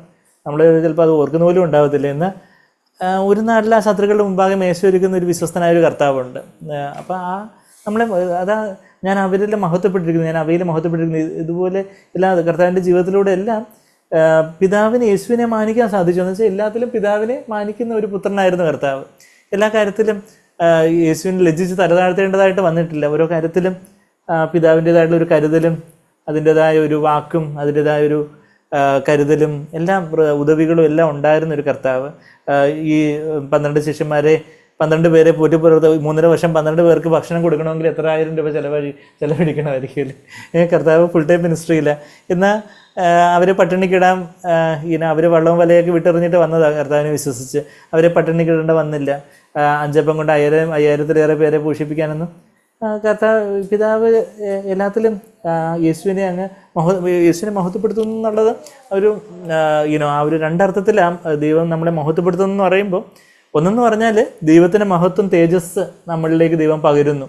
ഈ കർത്താവിൻ്റെ തേജസ്, കർത്താവിൻ്റെ സ്വഭാവം പ്രാപിക്കുവാനല്ലോ സുവിശേഷത്തിലൂടെ നിങ്ങളെ വിളിച്ചിരിക്കുന്നതെന്ന് 2 തെസ്സലോനിക്കർ 2:14 വാക്യത്തിൽ നമ്മൾ വായിക്കുന്നുണ്ട്. അതായത് നമ്മൾ യേശുവിനെ പോലെ ഓരോ സാഹചര്യത്തിലൂടെ നമ്മൾ യേശുവിനെ പോലെ ആകുമ്പോൾ അവിടെ ഒരു തേജസ്കരണം, മഹത്വീകരണം ദൈവം നമ്മളെ അതിലൂടെ മഹത്വപ്പെടുത്തുകയാണ്. മഹത്വപ്പെടുത്തുക എന്ന് വെച്ചാൽ ദൈവത്തിന് മാത്രമുള്ള മഹത്വം തരുന്ന ആ ഒരു അർത്ഥത്തിലല്ല, മറിച്ച് ദൈവത്തിൻ്റെ ആ സ്വഭാവം നമുക്ക് തന്ന് ദൈവത്തിൻ്റെ മഹത്വത്തിലേക്ക്, ദൈവത്തിൻ്റെ തേജസ്സിലേക്ക് നമ്മളെ നടത്തുന്നു. ഡോക്സാസു മഹത്വപ്പെടുത്തുന്നു, തേജസ്കരിക്കുന്നു എന്നുള്ളൊരർത്ഥത്തിലുണ്ട്. പിന്നെ ദൈവം നമ്മളെ മാനിക്കുന്നു. അപ്പോൾ ആ മഹത്വപ്പെടുത്തുന്നു എന്ന് പറയുമ്പോൾ അവിടെ തന്നെ മറ്റുള്ളവരുടെ മുമ്പാകെ, നമ്മളെ എതിർക്കുന്നവരുടെ മുമ്പാകെ മറ്റുള്ളവർ പറയുക, നീ ഇതെല്ലാം വിട്ട് അങ്ങോട്ട് ആ സഭയിൽ ഇന്നലെ കിളർത്ത, ഞങ്ങളുടെ പാരമ്പര്യമൊക്കെ വിട്ട് ഇന്നലെ കിളർത്ത സഭയിൽ, ഇന്നലെ പെയ്ത മഴയിലുണ്ടായ സഭയിൽ നീ ഇന്ന് ചേർന്നുകൊണ്ടായിരിക്കും നിനക്കിപ്പോൾ ഇങ്ങനെ ഈ ഗതി വന്നത്, അല്ലെങ്കിൽ നിനക്ക് ആ ഗതി വന്നത് എന്നൊക്കെ പറയുമ്പോൾ അങ്ങനെയൊക്കെ ഉള്ള ചില ഇതൊക്കെ വരുമ്പോൾ നമ്മളൊന്നും മിണ്ടാതെ അങ്ങനെയൊക്കെയുള്ള കാര്യങ്ങൾ. എന്നാൽ ദൈവം നമ്മളെ മാനിക്കുന്ന എൻ്റെ എത്രയോ ബന്ധുക്കൾ, ഞാനത് പലപ്പോഴും പറഞ്ഞിട്ടുണ്ടെന്ന് തോന്നുന്നു, ഒത്തിരി ബന്ധുക്കൾ ഒത്തിരി പുച്ഛവാക്കുകളും ശാപവാക്കുകളും ഒക്കെ പറഞ്ഞിട്ടുള്ളവർ തന്നെ അവരുടെ ആവശ്യത്തിന് സന്ദർഭങ്ങളിൽ അവർ വന്ന് കൺസൾട്ട് ചെയ്യുവാനും വന്ന് കാത്തുകെട്ടി കിടക്കുന്ന, അക്ഷരികമായിട്ട് കാത്തുകെട്ടി കിടക്കുന്ന രീതിയിലുള്ള സംഭവങ്ങളിലേക്ക് ദൈവം നയിച്ചിട്ടുണ്ട്.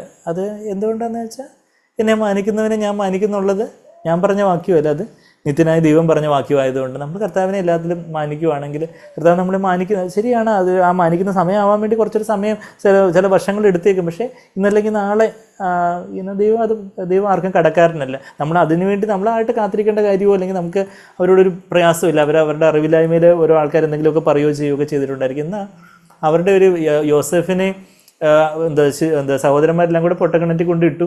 എന്നാൽ ആ യോസേഫിൻ്റെ മുമ്പാകെ വന്ന് കുമ്പിടേണ്ടി വന്നു ഒരു നാട്ടിലെ ബാക്കിയുള്ള സഹോദരങ്ങൾക്കെല്ലാം. എന്ന് പറയുന്നത് പോലെ നമ്മൾ കർത്താവിനെ മാനിക്കുവാണെങ്കിൽ ദൈവം നമ്മളെ മാനിക്കും. അതാ ഞാൻ അവരിൽ മഹത്വപ്പെട്ടു ഇരിക്കുന്നു എന്ന് അതിൻ്റെ 10-ാമത്തെ വാക്യത്തിൽ വായിച്ചിട്ട് 11-ാമത്തെ വാക്യത്തിൽ ഇനി ഞാൻ ലോകത്തിലിരിക്കുന്നില്ല, ഞാനങ്ങ് വരുക കർത്താവേ, ഇതാ ഇവരോ ലോകത്തിലിരിക്കുന്നു, ഞാനങ്ങ് വരുക എന്ന ഇവരിയ്ക്കുന്നു എൻ്റെ പിതാവേ. ഇവർ ലോകത്തിൽ തന്നെ ഇരിക്കുക, ഇവർ കുറച്ചുകൂടെ കഴിഞ്ഞിട്ട് ഇവരങ്ങ് വരുത്തുള്ളൂ. ആദ്യം സ്തെഫാനോസ് ഇത് കഴിഞ്ഞിട്ട് പിന്നെ സ്തെഫാനോസൊക്കെ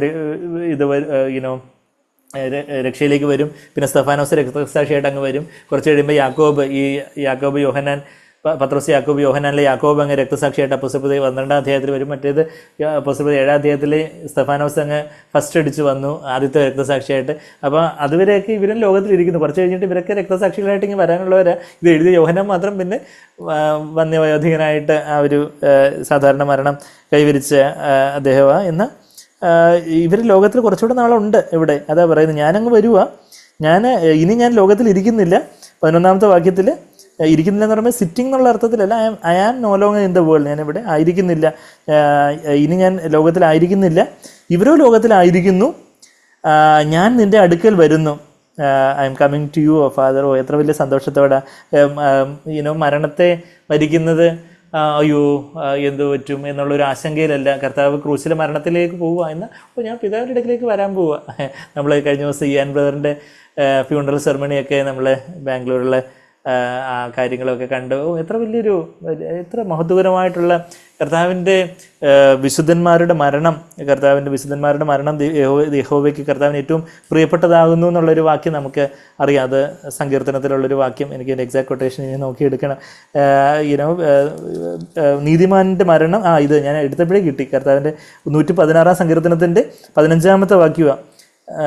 അതൊരു ഡിവൈൻ ഇൻ്റർവെൻഷനാട്ടോ. ഞാൻ വെറുതെ മറിച്ചതാ, പെട്ടെന്നത് കിട്ടി. 116-ാം സങ്കീർത്തനത്തിൻ്റെ 15-ാമത്തെ വാക്യം, തൻ്റെ ഭക്തന്മാരുടെ മരണം യഹോവയ്ക്ക് വിലയേറിയതാകുന്നു. Precious in the sight of the lord is the death of his godly ones. ഓ എൻ്റെ മകൻ അങ്ങ് കയറി വരും. സ്തെഫാനോസിനെ എതിരേൽക്കാനായിട്ട് യേശു കർത്താവ് അവിടെ പിതാവിൻ്റെ വലതുഭാഗത്ത് ഇരിക്കുമല്ലേ, ഇരിക്കപ്പെടുത്തിയില്ല. കർത്താവ് അങ്ങ് എഴുന്നേറ്റ് എൻ്റെ മോനെ വാ, ഞാനൊന്ന് കെട്ടിപ്പിടിക്കട്ടെ എന്ന് പറയുന്നത് പോലെയുള്ള ആ ഒരു 116-ാം സങ്കീർത്തനത്തിന് 15-ാമത്തെ വാക്യം, 116 verse 15, precious in the sight of the lord is the death of his godly ones. ഓ കർത്താവിൻ്റെ ആ ഒരു ഭക്തന്മാർ അവരുടെ മരണം യഹോവയ്ക്ക് വിലയേറിയതാണ്. എന്ന് വെച്ചാൽ അതുപോലെ ഇപ്പം നമ്മുടെ പ്രിയപ്പെട്ടവരെ കാണാനായിട്ട് ഗൾഫിൽ നിന്നൊക്കെ നമ്മുടെ ബന്ധുക്കൾ വരുമ്പോൾ നമ്മളുടെ കുഞ്ഞുങ്ങൾ ഇപ്പം ചങ്ങനാശ്ശേരിയിൽ നിന്ന് ജ്യോതിസ് വരുമ്പോഴത്തേക്ക് അജ്ബറാവോ മോനെ എന്ന് പറഞ്ഞ് കെട്ടിപ്പിടിക്കുന്നത് പോലെ, കുറേ നാളായല്ലോ കണ്ടിട്ട് ക്ഷീണിച്ചു പോയല്ലോ എന്ന് പറയുന്നത് പോലെ ദൈവം അവിടെ കാത്തിരിക്കുക നമ്മളെ ഇങ്ങനെ കെട്ടിപ്പിടിച്ച് ആനയിക്കാനായിട്ട്. അതാ യേശു കർത്താവ് ആ ഒരു തൻ്റെ ജീവിതത്തിലെ അവസാനത്തെ നാഴികകളിലേക്ക് താൻ വരുമ്പോൾ ഞാനിതാ നിൻ്റെ അടുക്കൽ വരുന്നു, എത്ര ഒരു ലാഘവത്തോടെ പറയുന്നത് പോലെ, അല്ലെ എത്ര ഒരു ഗാംഭീര്യത്തോടെ, മാന്യതയോടെ, ഡിഗ്നിറ്റിയോടെ പറയുക, അയ്യോ ഞാൻ ക്രൂശിക്ക് പോകാൻ പോവുകയാണേ, അയ്യോ എനിക്ക് ആരെങ്കിലും എന്നെ നോക്കി ഒന്ന് സഹതപിക്കണേ എന്നുള്ള രീതിയിലൊരു സ്വയം സഹതാപത്തിലല്ല, മറിച്ച് ഞാൻ പിതാവേ അങ്ങയുടെ അടുക്കൽ അങ്ങ് വരാൻ പോവുക. അതിനിടയ്ക്ക് കുറച്ച് ക്രൂശും കാര്യങ്ങളൊക്കെ ഉണ്ട്, കുറച്ച് രക്തമൊക്കെ ഒഴുകി പോകും, കുറച്ച് എന്നെ എല്ലാവരും കളിയാക്കുകയൊക്കെ ചെയ്യും, അതൊക്കെ സാരമില്ല കർത്താവേ, ഞാൻ പിതാവിൻ്റെ അടുക്കിലേക്ക് വരാൻ പോവുക. ഇപ്പം നമ്മളുടെ ജീവിതത്തിലും ആ ഒരു നമ്മളുടെ ജീവിതാവസാനം കർത്താവേ അത് അങ്ങയുടെ ഇടയ്ക്ക് വരുന്ന ഒരു വരവാണല്ലോ. നമ്മൾ സാഗ്ബർ ഇയൻ ബ്രദറിൻ്റെ ആ ഒരു മരണത്തെക്കുറിച്ച് പറഞ്ഞതുപോലെ ആ കഴിഞ്ഞ ഞായറാഴ്ച 3:47 എന്താ സംഭവിച്ചതെന്ന് നിങ്ങൾ യഥാർത്ഥത്തിൽ കാണുവാണെങ്കിൽ ഇയാൻ എന്ന നമ്മുടെ സഹോദരന് അങ്ങ് ആ നിമിഷം സ്വർഗത്തിൽ അങ്ങ് എത്തി. ദേഹം അവിടെ കിടക്കുക, എന്നാൽ ആത്മാവും ദേഹിയും കൂടെ ആളങ്ങ് യേശുവിൻ്റെ സന്നിധിയിലേക്ക് ചെന്ന് യേശുവിനോട് താൻ പറയാൻ ഏൽപ്പിച്ച കാര്യങ്ങളൊക്കെ ചെന്ന് ആദ്യം തന്നെ പറഞ്ഞു കാണുമെന്നൊക്കെ സാഗ്ബർ വളരെ കോൺഫിഡൻസോടുകൂടി പറയുന്നത് പോലെ എത്ര യാഥാർത്ഥ്യം. അത് ഞാൻ വിചാരിക്കുന്നത് അത് പല സൗരങ്ങളുടെ ഉള്ളിൽ ആ വിശ്വാസം ഇതെല്ലാം വളരെ ഒരു കെട്ടുകഥയായിട്ട് എന്തോ ഒരു ഭൂമിയിലെ ആൾക്കാർ അധികം മോശമാവാതിരിക്കാൻ വേണ്ടി എന്തൊക്കെയോ ഒരു സൽഗുണ പരിപാഠശാല മാതിരിയുള്ള എന്തെങ്കിലും കുറച്ച് തത്വസംഹിത അല്ല ഈ ക്രിസ്തീയത. ഇത് മരണത്തെയും ജയിച്ചുള്ള വലിയൊരു പ്രത്യാശയുടെ യാഥാർത്ഥ്യത്തിൻ്റെ ഒരു കാര്യമാണെന്നുള്ളൊരു കാര്യമാണ് നമ്മൾ കാണുന്നത്. അതാ ഞാൻ നിൻ്റെ അടുക്കൽ വരുന്നു പരിശുദ്ധ പിതാവേ. അവിടെ ഒന്നാമത്തെ വാക്യത്തിൽ പിതാവേ എന്ന് വിളിക്കുന്നത്, പിന്നെ ഇവിടെ വരുമ്പോഴത്തേക്കും പരിശുദ്ധ പിതാവേ, ആ ഒരു പരിശുദ്ധനായ ലോകത്തിൽ നിന്നെല്ലാം വേർപെട്ടവനായ അടുത്തുകൂടാത്ത വെളിച്ചത്തിൽ വസിക്കുന്നതിനായ ദൈവം എന്ന് നമ്മൾ 1 തിമോത്തി 6 വായിക്കുന്നത് പോലെ പരിശുദ്ധ പിതാവേ, അവർ നമ്മെപ്പോലെ ഒന്നാകേണ്ടതിന് നീ എനിക്ക് തന്നിട്ടുള്ള, ഞാൻ ആ വാക്യം കൂടെ വായിച്ച് തീർത്തങ്ങ് നിർത്തുക. എന്താ നമ്മൾ വായിക്കുന്നത്? പരിശുദ്ധ പിതാവേ, അവർ നമ്മെപ്പോലെ ഒന്നാകേണ്ടതിന്. പിതാവ്, അത് വലിയൊരു പ്രാർത്ഥനയാണ്. എന്താ? യേശുവും പിതാവും എങ്ങനെ ഒന്നായിരിക്കുന്നു? ഞാനും എൻ്റെ പിതാവ് ഒന്നാകുന്നു എന്ന് ഇതേ യോഹന്നാൻ 10:30 നമ്മൾ വായിക്കുന്നുണ്ട്. അതെന്ന് പറഞ്ഞാൽ ഒരു വ്യക്തി ആകുന്നു, യേശു നമുക്കാർ പറയുന്ന പോലെ ഒരു വ്യക്തിയാകുന്നു എന്നല്ല, മറിച്ച് പിതാവും യേശുവും പരിശുദ്ധാത്മാവും 3 വ്യക്തിത്വങ്ങളാണ്. എന്നാൽ അവർ തമ്മിലുള്ള ആത്മീയ കൂട്ടായ്മ, ആത്മീയ ഐക്യത്തെ സൂചിപ്പിക്കുക, സ്പിരിച്വൽ യൂണിയനെ സൂചിപ്പിക്കുക. യോഹന്നാൻ 10:30 പറയുന്നൊരു കാര്യം അത് തന്നെ ഇവിടെ 11 ഈവൻ 21 അതേ കാര്യം നമ്മൾ വായിക്കുന്നുണ്ട്. എന്താ നമ്മൾ വായിക്കുന്നേ? അവർ നമ്മെപ്പോലെ ഒന്നാകേണ്ടതിന്, just as even as we are, they may be one even as we are. അവർ നമ്മെപ്പോലെ ഒന്നാകേണ്ടതിന് നീ എനിക്ക് തന്നിരിക്കുന്ന നിന്റെ നാമത്തിൽ അവരെ കാത്തുകൊള്ളണമേ. പിതാവിൻ്റെ നാമത്തിൽ അവരെ കാത്തുകൊള്ളേണ്ടത്. നമ്മളുടെ ജീവിതത്തിൽ നമ്മൾ എപ്പോഴാണ് യേശുവിനെ പോലെ, യേശുവും പിതാവും ഒന്നായിരിക്കുന്നത് പോലെ നമ്മൾ കൂട്ടു സഹോദരങ്ങൾ, നമ്മൾ സഭയാകുന്ന, ശരീരമാകുന്ന സഭയിൽ കർത്താവിനോടും പരസ്പരം ഒന്നാകുന്ന എപ്പോഴാണെന്ന് ചോദിച്ചാൽ പിതാവിൻ്റെ നാമത്തിൽ കാക്കപ്പെടുമ്പോഴാണ്. പിതാവിൻ്റെ നാമത്തിൽ കാക്കപ്പെടുക എന്ന് പറഞ്ഞാൽ എന്താ? എനിക്ക് സ്വർഗത്തിലൊരു പിതാവുണ്ട്, അതുകൊണ്ട് ഞാൻ അല്ലല്ലോ അവലാതി ഒന്നും ചെയ്യേണ്ട കാര്യമില്ല. ഞാൻ ശരിയാണ്, ദൈവം തരുന്ന ആ ഒരു പ്രേരണയ്ക്കനുസരിച്ച് നമ്മുടെ ഉത്തരവാദിത്തങ്ങളും കാര്യങ്ങളെല്ലാം നമ്മൾ സ്പീഡ് എല്ലാം ചെയ്യുന്നു, കർത്താവിനെ ആശ്രയിച്ചെല്ലാം ചെയ്യുന്നു. പക്ഷേ എനിക്കൊന്നും ടെൻഷൻ അടിക്കേണ്ട കാര്യമില്ല. എന്ന് വെച്ചാൽ എല്ലാം കരുതുന്ന എൻ്റെ ഒരു പിതാവുണ്ട്. ആ പിതാവിൻ്റെ നാമത്തിൽ അതാ നമ്മളിവിടെ വായിക്കുന്നത്. എന്താ വായിക്കുന്നത്? അതിൻ്റെ 11ാമത്തെ വാക്യത്തിൽ നീ എനിക്ക് തന്നിരിക്കുന്ന നിൻ്റെ നാമത്തിൽ, യേശുവിന് പിതാവിൻ്റെ നാമമാണ് യേശുവിന് കൊടുത്ത ആ ഒരു നാമം, പിതാവിൻ്റെ നാമത്തിൽ. അല്ലാതെ യേശുനാമക്കാർ പറയുന്ന പോലെ യേശു എന്നുള്ള നാമം, അപ്പം പിതാവിൻ്റെ നാമം യേശു എന്നാണെന്നൊക്കെ പറഞ്ഞ് വളരെ ബാലിശമായിട്ട് പറയുന്ന ജീസസ് ഉള്ളി എന്നൊക്കെ പറഞ്ഞ് യേശുവിനെ അവർ തൃത്വത്തിൽ സ്ഥാനപ്പെടുത്താതെ ഒന്നുകൂടെ പിടിച്ച് യേശുവിൻ്റെ നാമത്തിൽ സ്ഥാനപ്പെടുമെന്ന് പറഞ്ഞ് പിടിച്ച് ആൾക്കാരെ മുക്കുകയൊക്കെ ചെയ്യുന്ന ദുരുപദേശക്കാരൊക്കെ ഉണ്ട്. എന്നാൽ ഇവിടെ നീ എനിക്ക് തന്നിരിക്കുന്ന നാമം എന്ന് പറഞ്ഞാൽ യേശു ഏത് നാമം വെളിപ്പെടുത്തിയത്? പിതാവിൻ്റെ നാമം വെളിപ്പെടുത്തിയത്. ആ നാമം യേശു പിതാവിൻ്റെ നാമം വെളിപ്പെടുത്താനായിട്ടാണ് യേശുവിനെ ഈ ഭൂമിയിലേക്ക് അയച്ചിരിക്കുന്നത്. ആ പിതാവിൻ്റെ നാമത്തിൽ, അത് നമ്മളിവിടെ 11ാമത്തെ വാക്യത്തിൽ നമ്മൾ വായിക്കുന്നത്, അവർ നമ്മെപ്പോലെ ഒന്നാകേണ്ടത് നീ എനിക്ക് തന്നിരിക്കുന്ന നിൻ്റെ നാമത്തിൽ അവരെ കാത്തുകൊള്ളണമേ എന്നുള്ളൊരു കാര്യം. അവരെ ആ യേശുവിൻ്റെ നാമത്തിൽ കാത്തുകൊള്ളണം, പിതാവിൻ്റെ നാമത്തിൽ കാത്തുകൊള്ളണം. പിതാവിൻ്റെ നാമത്തിൽ കാത്തുകൊള്ളണം എന്ന് പറഞ്ഞാൽ അവർക്കൊരു പിതാവുണ്ടെന്നും എന്ത് കാര്യത്തിലും അവർക്ക് ആ പിതാവിൻ്റെ കരുതലുണ്ടെന്നും, പിതാവ് സർവശക്തനാണെന്നും, പിതാവ് സ്നേഹവാനാണെന്നും, പിതാവ് സർവജ്ഞനാണെന്നും സർവശക്തനാണെന്നും ഒക്കെയുള്ള ആ ഒരു വിശ്വാസത്തിൽ നമ്മളുടെ ഭാരങ്ങളെല്ലാം അങ്ങ് മാറിപ്പോകുമ്പം അങ്ങനെ നമ്മൾ കർത്താവിൻ്റെ ആ ഒരു പിതാവിൻ്റെ ആ സ്നേഹത്തിൽ, പിതാവിൻ്റെ മാർവിൽ ഭദ്രതയോടായിരിക്കുമ്പോൾ നമുക്ക് കോമ്പറ്റീഷൻ ഇല്ല. ആരാണ് വലിയവൻ? അവിടെ ശിഷ്യന്മാർ തമ്മിൽ അതായിരുന്നു അവർക്ക് ഒന്നാകാൻ പറ്റുന്നത്. ആരാ വലിയവൻ, ആരാ ഇനി ലീഡർ എന്നൊക്കെയുള്ള കാര്യത്തിലായിരുന്നു അവരുടെ മത്സരം. എന്നാൽ പിതാവിൻ്റെ മാർവിടത്തിൽ അവർ സ്വസ്ഥതയോടെ ഭദ്രതയോടായിരിക്കുമ്പോൾ ആര് വലിയവനായല്ലെന്ന് ശരിയാണ്. എൻ്റെ പിതാവ് എനിക്കുള്ളതാണ്, ഞാൻ എല്ലാം അവൻ്റേതായിട്ടുള്ളതെല്ലാം എൻ്റേതായിട്ടുള്ളതെല്ലാം അവൻ്റേതായിട്ടുള്ളതെല്ലാം എൻ്റേതുമാണെന്ന് പറയുന്ന അവർ വലിയ സ്വസ്ഥതയാണ്. അപ്പം അങ്ങനെ അവർ ആ പിതാവിൻ്റെ നാമത്തിൽ കാക്കപ്പെടേണ്ടതിനായിട്ട് അവർ കാത്തുകൊള്ളണം. എന്തിനു വേണ്ടിയാണ് കാത്തുകൊള്ളണമെന്ന് ചോദിച്ചാൽ അവർ ഒന്നാകേണ്ടതിനാണ് കാത്തുകൊള്ളുന്നത്. അപ്പം പിതാവിൻ്റെ നാമത്തിൽ നമ്മൾ കാക്കപ്പെടുമ്പോഴാണ് നമ്മളുടെ ജീവിതത്തിൽ വലിയൊരു സഹോദരങ്ങളുമായിട്ടാവട്ടെ, കർത്താവിനോടുള്ള ഐക്യമാവട്ടെ, സഹോദരങ്ങളോടുള്ള ഐക്യം, അത് ചില്ലറ ഐക്യമല്ല. പിതാവും യേശു ഒന്നായിരിക്കുന്നത് പോലെയുള്ള ഒരു ഐക്യത്തിലേക്ക് നമ്മൾ വരണമെങ്കിൽ നാം അതുപോലെ പിതാവിൻ്റെ നാമത്തിൽ കാക്കപ്പെടേണ്ടവരായിരിക്കണം. അത് കഴിഞ്ഞിട്ട് പിന്നെയും താഴോട്ട് വായിക്കുമ്പോഴും അങ്ങനെ തന്നെ പറയുന്നുണ്ട്, ഞാൻ നിൻ്റെ നാമത്തിൽ അവരെ കാത്തിരിക്കുന്നു എന്നുള്ളൊരു കാര്യമൊക്കെ നമ്മളവിടെ വായിക്കുന്നുണ്ട്. I have because not of the world.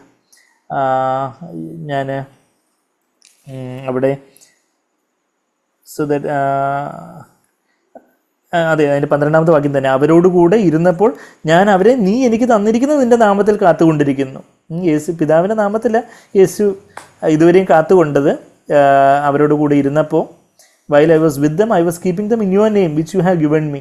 ആ പിതാവിൻ്റെ നാമത്തിൽ അവരെ ഞാൻ ഇത്രയും നാൾ ഈ 3.5 വർഷക്കാലം കാത്തുകൊണ്ടു, ഞാൻ അവരെ സൂക്ഷിച്ചു. I guarded dum. അത് നമ്മൾ പല കാര്യങ്ങളും മുന്നറിയിപ്പായിട്ട് പല കാര്യങ്ങളുമൊക്കെ പല ദുരുപദേശത്തിനെതിരെയും തെറ്റതിനെതിരെയൊക്കെ നമ്മൾ പറയുന്നത് എന്താ, ദൈവം നമുക്ക് തന്നിട്ടുള്ള ആട്ടിൻകൂട്ടത്തെ നമ്മൾ സൂക്ഷിക്കേണ്ടതായിട്ടുണ്ട്. അത് ദൈവം തന്നിട്ടുള്ളതിനെ വേറെ എന്തെങ്കിലുമൊക്കെ ആരെങ്കിലുമൊക്കെ അവരായിട്ടൊക്കെ പോകുന്നുണ്ടെങ്കിൽ പോകട്ടെ. പക്ഷേ നമ്മളുടെ ഉത്തരവാദിത്വം നമ്മൾ പറയേണ്ട കാര്യങ്ങളെല്ലാം നമ്മൾ അപ്പോസ്തലപ്രവൃത്തി 20-ാം അധ്യായത്തിൽ പൗലോസ് എഫേസസിലെ മൂപ്പന്മാരോട് പറഞ്ഞതുപോലെ പലരും വന്ന് പിരിച്ചുകൊണ്ട് പോകാനും ഒക്കെ നോക്കും. ഇതുവരെ എന്നാൽ ഞാൻ ഇവിടെ ഉണ്ടായിരുന്നപ്പോൾ ആർക്കും അങ്ങനെ ചെയ്യാൻ ആർക്കും സാധിച്ചില്ലെന്ന് പറഞ്ഞതുപോലെ ആ ഒരു യേശു അവരെ സൂക്ഷിച്ചു എന്ന്. നാശയോഗ്യനായിട്ടുള്ള ആൾ എക്സെപ്ഷനാണ്. അതാ പറയുന്നത് 12-ാമത്തെ വാക്യത്തിൽ, ഞാൻ അവരെ സൂക്ഷിച്ചു. I guarded dum. ഗാർഡ് ചെയ്തു എന്നൊക്കെ പറയുന്ന പോലെ guarded them and not one of them. ആരും നശിച്ചു പോയില്ല. പക്ഷേ എന്താ തിരുവെഴുത്ത് നിവൃത്തിയാകേണ്ടതിന് ആ നാശയോഗ്യനല്ലാതെ അവരിലാരും നശിച്ചു പോയില്ല. സൺ ഓഫ് പെർഡിഷൻ, നാശയോഗ്യനായിട്ടുള്ള യൂദാസ്, യൂദാസിനെയും കർത്താവ് മാക്സിമം പിതാവ് പ്രേരണ നൽകിയിടത്തോളം കർത്താവ് യൂദാസിനോട് പല കാര്യങ്ങളും സംസാരിച്ച് കാണുമെന്ന അവനെ തൻ്റെ ഹൃദയം കഠിനപ്പെടുത്തി അവനങ്ങ് സാത്താൻ ഇടം നൽകിയ കാര്യങ്ങളൊക്കെയാണ് നമ്മൾ വായിക്കുന്നത്. അവൻ വഞ്ചകനായി തീർന്ന യൂദാസ് എന്നുള്ള ഒരു കാര്യമാണ് നമ്മൾ ഈ ബിക്കെയിം എ ട്രൈറ്റർ. ലൂക്കോസ് 6-ാം അധ്യായത്തിൻ്റെ 16-ാമത്തെ വാക്യത്തിൽ അവൻ ശിഷ്യനായിട്ട് തിരഞ്ഞെടുക്കപ്പെട്ടപ്പം വഞ്ചകനായല്ല. ലൂക്കോസ് 6-ന്റെ 16 ദ്രോഹിയായി തീർന്ന ഇസ്കരിയോത്ത് യൂദ. അവന് തിരഞ്ഞെടുത്തപ്പോൾ അവൻ വളരെ ഹോൾ ഹാർട്ടഡ് ആയിട്ടുള്ള ബാക്കി ശിഷ്യന്മാരെ പോലെ തന്നെ വളരെ പൂർണ്ണ മനസ്സോടെ വന്നവനാണ്. എന്നാൽ പിന്നെ അവൻ ദ്രോഹിയായി തീർന്നു. കർത്താവിൻ്റെ ചില കറക്ഷനോ ചില തിരുത്തലുകളോ അല്ലെങ്കിൽ ബാക്കി പത്രോസിനും യാക്കോബും യോഹന്നാനും ഒക്കെ കുറച്ചുകൂടെ ഒരു മുൻഗണനയൊക്കെ കർത്താവ് നൽകിയപ്പം ഇദ്ദേഹത്തിന് കുറച്ച് അസൂയ തോന്നിക്കാണും. അങ്ങനെയൊക്കെ വേറെ പല കാര്യങ്ങളിലൊക്കെ പുള്ളിക്കാരൻ അങ്ങ് കുറച്ച് മനത്താങ്ങലടഞ്ഞു എന്ന് പറഞ്ഞാൽ തമിഴ് വാക്ക, ഒഫൻഡഡായി, മുറിവേറ്റു. അങ്ങനെ അവനങ്ങ് കഠിനപ്പെട്ട് പിന്നെ പിശാചിന് ഇടം നൽകി അവന് നാശയോഗ്യനായി തീർന്നു. എന്നാൽ പിതാവ് തന്ന ബാക്കിയുള്ളവരെ ഞാൻ സൂക്ഷിച്ചു, മറ്റവനെ സൂക്ഷിക്കാൻ ശ്രമിച്ചു. പിതാവ് തരുന്നിടത്തോളം സൂക്ഷിക്കാൻ ശ്രമിച്ചു എന്ന തിരുവെഴുത്തിൽ ഇതെല്ലാം സങ്കീർത്തനത്തിലും എല്ലാം യെരമ്യാവിൻ്റെ പുസ്തകത്തിലും എല്ലാം മുന്നേ ഇതിനെക്കുറിച്ചുള്ള പ്രവചനങ്ങളെക്കുറിച്ചൊക്കെയുള്ള നമ്മൾ സുവിശേഷങ്ങൾ അപ്പോസ്തലപ്രവൃത്തികളിലൊക്കെ വായിക്കുന്നുണ്ട്. അവൻ അത് ദൈവം എൻ്റെ കൂടെ അപ്പം തിന്നവൻ എനിക്കെതിരെ കുതികാല് ഉയർത്തി എന്നുള്ള കാര്യമൊക്കെ കർത്താവിനെ യോഹന്നാൻ 13-ലൊക്കെ കർത്താവ് ഉദ്ധരിക്കുന്നുണ്ട്. അപ്പം അങ്ങനെയുള്ള അവനൊഴികെ ബാക്കിയെല്ലാവരും സൂക്ഷിച്ച് കർത്താവിൻ്റെ ഒരു ഉത്തരവാദിത്വം നമ്മളുടെ കുഞ്ഞുങ്ങളെ, ഇപ്പോൾ നമ്മുടെ സഭയിലെ ഉത്തരവാദിത്തമുള്ളവർ സഭയിലെ സഹോദരങ്ങളെ അതുപോലെ സൂക്ഷിക്കണം. പിന്നെ നമുക്ക് എല്ലാവരും മാതാപിതാക്കളായിട്ടുള്ളവരെ നമ്മൾ പലരും ഇവിടെ ഉള്ളവർ നമ്മളുടെ കുഞ്ഞുങ്ങളെ, നമ്മളെ ഇളയ സഹോദരങ്ങളെയൊക്കെ സൂക്ഷിക്കാനുള്ളൊരു ഉത്തരവാദിത്വം. അവരുടെ കൂട്ടുകാരൊക്കെ അവരാരെയൊക്കെ ഫോൺ വിളിക്കുന്നുണ്ട്, അവർ എന്തിലൊക്കെയാണ് ഫോണിൽ സമയം ചെലവഴിക്കുന്നത്, അവർ പഠിക്കുന്നുണ്ടോ, അവരുടെ കൂട്ടുകെട്ട് എങ്ങനെ, അവരുടെ സംസാരം എങ്ങനെ, അവരെ ഞാൻ സൂക്ഷിച്ചു.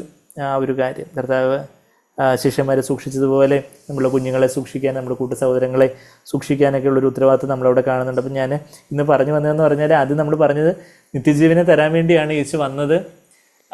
അപ്പം ബന്ധനമാണെന്നും പറഞ്ഞ് വരപ്രാപ്തരായിട്ടുള്ളവരുടെ അടുത്ത് പോകുന്നതിൻ്റെ ആ കാര്യങ്ങളൊക്കെ നമ്മൾ ആദ്യം ഒന്ന് ഇൻട്രൊഡക്ഷനായിട്ട് ആ കാര്യങ്ങളൊക്കെ ഒന്ന് കണ്ടു. പ്രവാചികയൊന്നും പുതിയ നിയമത്തിലില്ല, കള്ളപ്രവാചികയേ ഉള്ളൂ.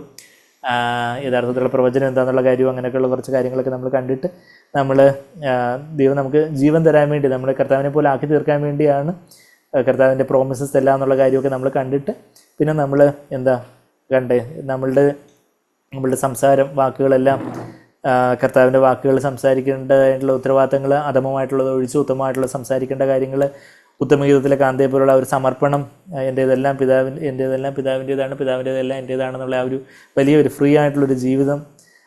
അത് കഴിഞ്ഞിട്ട് പിന്നെന്താ നമ്മൾ കണ്ടേ, പിതാവിൻ്റെ നാമത്തിലാണ് നമ്മൾ കാക്കപ്പെടാൻ പറ്റുന്നത്. നമ്മൾ പിതാവിനെ അറിയുമ്പോൾ നമ്മളുടെ സഹോദരങ്ങൾ തമ്മിൽ നമുക്കൊരു ഐക്യം ഉണ്ടാവും. കർത്താവിനോടും പരസ്പരം സഹോദരങ്ങളോട്, കൂട്ടു സഹോദരങ്ങളോട് നമ്മൾ സ്വസ്ഥരായിരിക്കും. നമുക്ക് ആരുമായിട്ട് മത്സരവോ ആരെങ്കിലും നമ്മളെ പുകഴ്ത്തി പറയണമെന്നുള്ള കാര്യങ്ങളൊന്നും അല്ല, മറിച്ച് നമുക്കൊരു സ്വസ്ഥത ഉണ്ടായിരിക്കും. പിന്നെന്താ നമുക്ക് ദൈവം തന്നിട്ടുള്ളവരെ നമ്മൾ സൂക്ഷിക്കേണ്ടതായിട്ടുള്ള ഉത്തരവാദിത്തങ്ങൾ, നമ്മളുടെ കുഞ്ഞുങ്ങളെ എസ്പെഷ്യലി അവർക്ക് വേണ്ടി പ്രാർത്ഥിക്കാനും നമ്മളുടെ കുഞ്ഞുങ്ങളാവട്ടെ, നമ്മുടെ മാതാപിതാക്കളാവട്ടെ, നമ്മുടെ കൂട്ട സഹോദരങ്ങളാവട്ടെ, നമ്മളുടെ കൂടെ പിറന്ന സഹോദരങ്ങളാവട്ടെ, അവർക്കൊക്കെ വേണ്ടി പ്രാർത്ഥിക്കാനും ഒടുവിൽ നിൽക്കാനും ഒക്കെയുള്ള അവരെ സൂക്ഷിക്കാനും, അവർക്ക് ചില മുന്നറിയിപ്പുകളും ചില തിരുത്തലുകളും ഒക്കെ കൊടുക്കേണ്ട സമയത്ത് തിരുത്തലുകൾ കൊടുക്കാനും, എന്നാൽ അവരെ അഭിനന്ദിക്കേണ്ട സമയത്ത് അഭിനന്ദിക്കാനും, അവരെ ഉത്സാഹിപ്പിക്കേണ്ട സമയത്ത് ഉത്സാഹിപ്പിക്കാനും, നല്ല വാക്ക് പറയേണ്ടടുത്ത് നല്ല വാക്ക് പറയാനും ഒക്കെ, അങ്ങനെ അവരെ അവരുടെ ഹൃദയം വിൻ ചെയ്യാനും, ഹൃദയത്തെ നേടാനും, അവരെ അങ്ങനെ കർത്താവിൽ സൂക്ഷിക്കുവാനും ഒക്കെ ഉള്ളൊരു ഉത്തരവാദിത്വമൊക്കെ നമുക്ക് ഉണ്ടെന്നുള്ള കാര്യമൊക്കെ നമ്മൾ കണ്ടു. പിന്നെ 13-ാമത്തെ വാക്യം മുതൽ നമുക്ക് സംസാരിച്ച് അടുത്ത ആഴ്ച കാണാമല്ലോ. അതൊരു പ്രാർത്ഥനയായിട്ട്, അതൊരു പാടിപ്പഴകിയ പാട്ടായിട്ടല്ല, മറിച്ച് നമ്മുടെ ഹൃദയത്തിൻ്റെ ഒരു തേങ്ങലായിട്ട്. 548 5:4-8 സ്നേഹം നിറഞ്ഞ കൃപയും ദൈവമേ, താഴ്മയിൽ വസിപ്പാൻ സഹായിക്കുക. നീ നയിക്കുന്നവർ കൂടെ ഞാൻ വസിപ്പാൻ, തേജസ്സിൽ എന്നും വളരാൻ ഞാൻ അവയിൽ മഹത്വപ്പെട്ടിരിക്കുന്നു എന്ന് കർത്താവ് പറഞ്ഞതുപോലെ ആ തേജസ്സിൽ വളരുവാൻ, ഓരോ കാര്യത്തിലും കർത്താവിൻ്റെ തേജസ്, കർത്താവിൻ്റെ മഹത്വം പ്രാപിക്കാൻ തക്കവണ്ണം തേജസ്സിൽ വളരുവാൻ ഈ നല്ല പ്രത്യാശയ്ക്കായിട്ട് സ്തുതി. താഴ്മയുള്ളവർക്ക് പാപത്തിൻ്റെ മേൽ ജയമുണ്ട്. നമുക്ക് കർത്താവിനെ നോക്കി, കർത്താവെ എന്നെ സഹായിക്കണമേ, അവിടുന്ന് ആ 0 പോയിൻറ്റിൽ എപ്പോഴും, ആ താഴ്മയിൽ എപ്പോഴും വസിപ്പാനും പരിശുദ്ധാത്മാവിനെ അളവില്ലാതെ അനുഭവിക്കുവാനും, കർത്താവിൻ്റെ ആ കരുതൽ, കർത്താവിൻ്റെ ജീവൻ നമുക്ക് വേണ്ടി, നമുക്ക് ജീവനെ തരാനായിട്ട് വന്ന കർത്താവ്, അഭിഷിക്തനായിട്ട് മെസ്സിഹയായിട്ട് നമുക്ക് ജീവനെ തരാൻ വന്ന ആ കർത്താവ് നമ്മെ ആ ഉലകത്തിൽ നിന്ന് സ്വർഗത്തിൻ്റെ ആ സിംഹാസനത്തിൽ എടുത്ത് ഇരുത്തുവാൻ തക്കവണ്ണം നമുക്ക് ജീവനെ തരാൻ വന്ന കർത്താവിനെ നമുക്ക് നമ്മെ തന്നെ സമ്പൂർണ്ണമായിട്ട് ഏൽപ്പിച്ചു കൊടുക്കാം. പിതാവിൻ്റെ നാമത്തിൽ കാക്കപ്പെട്ട ആ ഒരു ഐക്യതയോടെ, ആ ഒരു ഒരുമയോടെ, ഒരു ശരീരത്തിൻ്റെ അവയവങ്ങളായിട്ട് തലയോട് പറ്റിച്ചേർന്ന് തേജസ്സിൽ വളരുവാൻ കർത്താവ് നമ്മളെ സഹായിക്കട്ടെ. അതിനായിട്ട് ഒരു പ്രാർത്ഥനയായിട്ട് നമുക്ക് സന്തോഷത്തോടെ, നമുക്ക് സമർപ്പണത്തോടെ പാടാം. സ്നേഹം നിറഞ്ഞ കൃപയിൻ ദൈവമേ, താഴ്മയിൽ വസിപ്പാൻ സഹായിക്കാം. നീ നയിക്കുന്നു കൂടെ ഞാൻ വസിപ്പാൻ, തേജസ്സിലെന്നും വളരാം. ഈ പ്രത്യാശയ്ക്കായി സ്തുതി. താഴ്മയുള്ളോർക്കുണ്ട് പാപത്തിന്മേൽ ജയം. ഈ കൂട്ടത്തിൽ ഞാനാകട്ടെ, നിൻ കൃപ മതി എനിക്ക്. നിരൂപപ്പെടുത്തും താഴ്മയുള്ളോരേ, രൂപാന്തരം അവരിൽ നടക്കും. അവർക്കു മാത്രം മാനപാത്രമാകാം. കൃപയിൻ ദൈവത്തെ കാണാം. ഈ നൽ പ്രത്യാശയ്ക്കായി സ്തുതി. താഴ്മയുള്ളോർക്കുണ്ട് പാപത്തിന്മേൽ ജയം. ഈ കൂട്ടത്തിൽ ഞാനാകട്ടെ,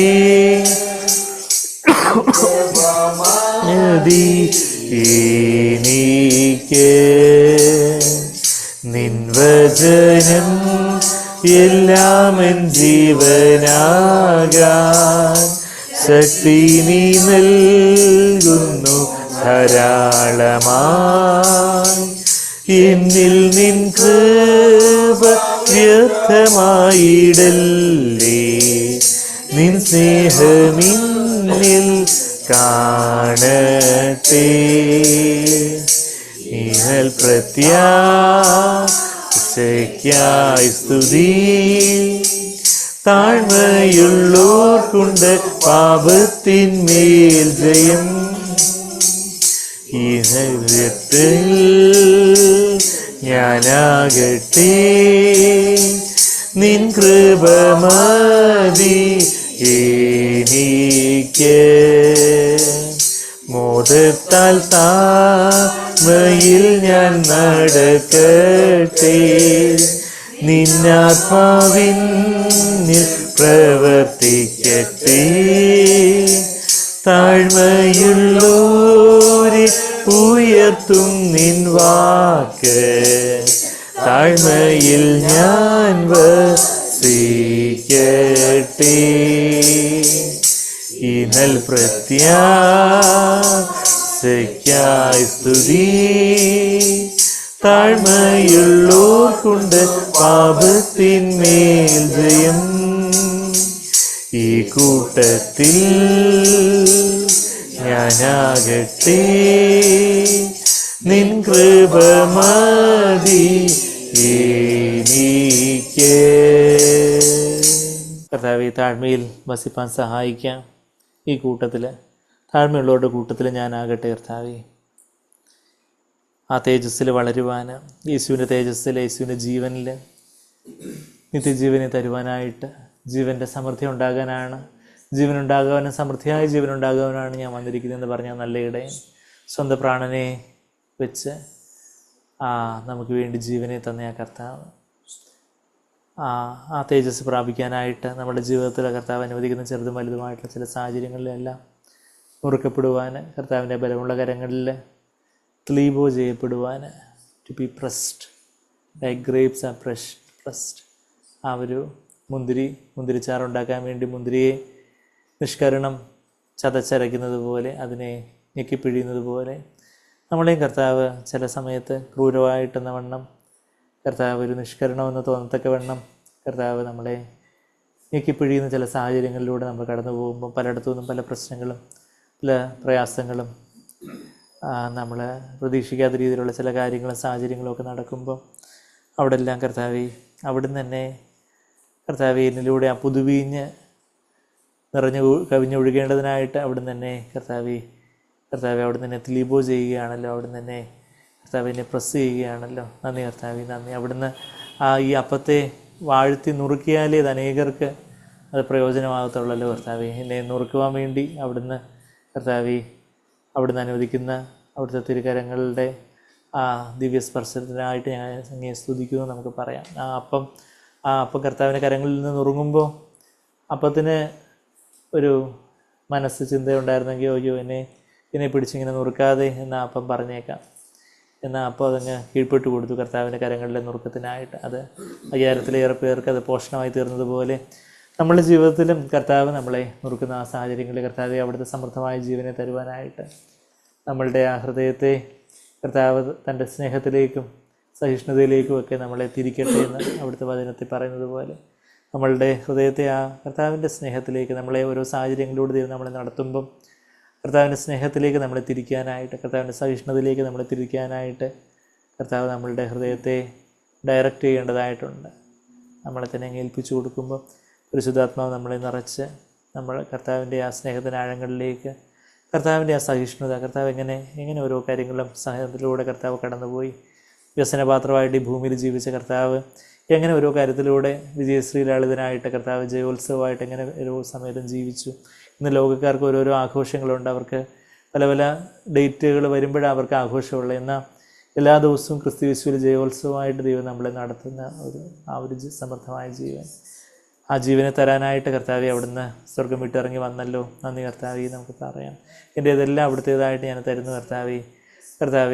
അതേ കർത്താവെ എന്നെ തന്നെയും തരുന്നു. അവിടുന്ന് പിതാവിൻ്റെ നാമത്തിൽ എന്നെ കർത്താവെ കാക്കണമേ. അങ്ങനെ ആ ഒരു ഐക്യതയോടെ ഭദ്രതയോടെ മറ്റാരുമായിട്ടൊരു താരതമ്യമോ ഒരു അസൂയയോ ഒരു മത്സരമോ ഒന്നും ഇല്ലാതെ പിതാവിലുള്ള ഒരു സ്വസ്ഥതയിലായിരിക്കാൻ തക്കവണ്ണം അങ്ങനെ വലിയൊരു പ്രത്യാശയോടെ സന്തോഷത്തോടെ കർത്താവ് ഇതെല്ലാം കർത്താവെല്ലാം ശിഷ്യന്മാർ കേൾക്കെ പ്രാർത്ഥിച്ചത് ആ കർത്താവിൻ്റെ സന്തോഷം നമ്മളിലും തികഞ്ഞു വരുവാൻ വേണ്ടി. ഇത്രയധികം നമ്മളെ സ്നേഹിക്കുന്നവനായ ഒരു കർത്താവ് നമ്മളിൽ ആ യേശുവിൻ്റെ അതേ സന്തോഷം നമ്മളിലും തികഞ്ഞു വരുവാൻ തക്കവണ്ണം നമുക്ക് ഈ കാര്യങ്ങളെല്ലാം പറഞ്ഞു തരുന്ന കർത്താവ്. അതെ, ഞാനിതാ വരുന്നുവെന്ന് ആ മരണത്തെ എത്ര ധൈര്യത്തോടെ പുലുകിയ കർത്താവ്. എത്ര കർത്താവ് ഞങ്ങളുടെ ജീവിതത്തിൽ അതുപോലെ ആ ഒരു മാന്യതയോടെ, ആ ഒരു ഡിഗ്നിറ്റിയോടെ, ആ ഒരു കഷ്ടങ്ങളെക്കുറിച്ചൊരു സ്വയസഹതാപം ഇല്ലാതെ അതെ ഞാൻ പിതാവിൻ്റെ അടുക്കിലേക്ക് വരുന്നു, ഇവരെ കാക്കണമേ എന്നൊക്കെ പറയുന്ന ആ ഒരു കൂട്ടു സഹോദരങ്ങളെ കാത്തു സൂക്ഷിക്കുന്ന ആ ഒരു യേശുവിൻ്റെ ഇടയൻ്റെ ഹൃദയം നമ്മളുടെ മക്കളെ, നമ്മളുടെ കൂട്ടു സഹോദരങ്ങളെയൊക്കെ കർത്താവിൽ കാത്തു സൂക്ഷിച്ച് പ്രാർത്ഥിക്കുവാനും അവർക്കായിട്ട് ജാഗരിക്കുവാനും അവർക്ക് വേണ്ടി പ്രസവ വേദനപ്പെടുന്ന എൻ്റെ കുഞ്ഞുങ്ങളെ എന്ന പൗലോസിൻ്റെ ആ ഹൃദയത്തെ പോലെ ഇനിയും ക്രിസ്തു രൂപപ്പെടുവോളം ഞാൻ നിങ്ങളെക്കുറിച്ച് ഓർത്ത് പ്രസവവേദനപ്പെടുന്ന ആ ഒരു പൗലോസ് അവരെ സൂക്ഷിക്കാനായിട്ട്, ഗലാത്യയിലെ വിശ്വാസികളെ സൂക്ഷിക്കാനായിട്ട് പൗലോസ് പാടുപെടുന്നത് പോലെ നമ്മളുടെ കുഞ്ഞുങ്ങൾക്കായിട്ട് അതുപോലെ പ്രാർത്ഥിക്കാൻ അവരെങ്ങനെങ്കിലുമൊക്കെ അങ്ങ് പഠിച്ച് എന്തെങ്കിലുമൊക്കെ അങ്ങ് ആയി തീരട്ടെ എന്നുള്ളൊരു ലാഘവത്തിലെല്ലാം മറിച്ച് കർത്താവെ അവരെ ദുഷ്ടം തൊടാതെ അവരെ സൂക്ഷിക്കണമേ എന്ന് യേശു വീണ്ടും വീണ്ടും വീണ്ടും വീണ്ടും പിതാവിനോട് അവരെ കാക്കണമേ, അവരെ കാത്തു സൂക്ഷിക്കണമേ, അവരെ ഐക്യത്തിൽ കാത്തു സൂക്ഷിക്കണമേ എന്ന് വീണ്ടും വീണ്ടും പിതാവേ, പരിശുദ്ധ പിതാവേ എന്ന് വിളിച്ച് വീണ്ടും വീണ്ടും ഹൃദയഭാരത്തോടെ പ്രാർത്ഥിക്കുന്നത് പോലെ നമുക്കും ഉള്ള കൂട്ടസൗരങ്ങൾക്കായിട്ട്, നമ്മുടെ കുഞ്ഞുങ്ങൾക്കായിട്ട്, നമ്മളെ ഏൽപ്പിച്ചിട്ടുള്ളവർക്ക് അവരെ ഓർത്ത് നമുക്ക് അവർക്ക് വേണ്ടിയും ഇടയിൽ നിന്ന് ആ ഒരു മഹാപുരോഹിത പ്രാർത്ഥിച്ചതുപോലെ നമ്മളും മൽക്കിസേദെക്കിന് ക്രമപ്രകാരമുള്ള പുരോഹിത വർഗമായിട്ട്, രാജകീയ പുരോഹിത വർഗമായിട്ട് നമ്മൾക്ക് ദൈവം തന്നിട്ടുള്ളവർക്കായിട്ട് നമുക്ക് പ്രാർത്ഥിക്കാം. നന്ദി കർത്താവേ, നന്ദി പിതാവേ, ഞങ്ങൾക്ക് ഇന്ന് വചനങ്ങൾക്കായിട്ട് ഞങ്ങളെങ്ങനെ സ്തുതിക്കുന്നു. ഈ വചനമെല്ലാം ഞങ്ങളുടെ ജീവിതത്തിൽ അനുസരണമായിട്ട് അനുഭവമായിട്ടാക്കി തീർക്കണമെന്ന് പ്രാർത്ഥിക്കുന്നു. അവിടുത്തെ സ്നേഹത്തിൽ വരുവാൻ കർത്താവെ, അങ്ങ് പ്രാർത്ഥിച്ചതുപോലെ പ്രാർത്ഥിക്കുവാൻ കർത്താവെ, ഞങ്ങളെക്കുറിച്ചുള്ള ഒരു ഭാരമെല്ലാം മറിച്ച് കർത്താവെ പിതാവിൻ്റെ നാമം മഹത്വപ്പെടുത്തണം. ബാക്കിയുള്ളവർക്ക് വേണ്ടി, എൻ്റെ കൂടെയുള്ള ശിഷ്യന്മാർക്ക് വേണ്ടി ഞാൻ പ്രാർത്ഥിക്കുന്നുവെന്ന് പറയുന്ന ആ ഒരു യേശുവിൻ്റെ പ്രാർത്ഥന കർത്താവെ, അവിടുത്തെ ആ നിസ്വാർത്ഥതയ്ക്കായിട്ട് ഞങ്ങളങ്ങനെ സ്തുതിക്കുന്നു.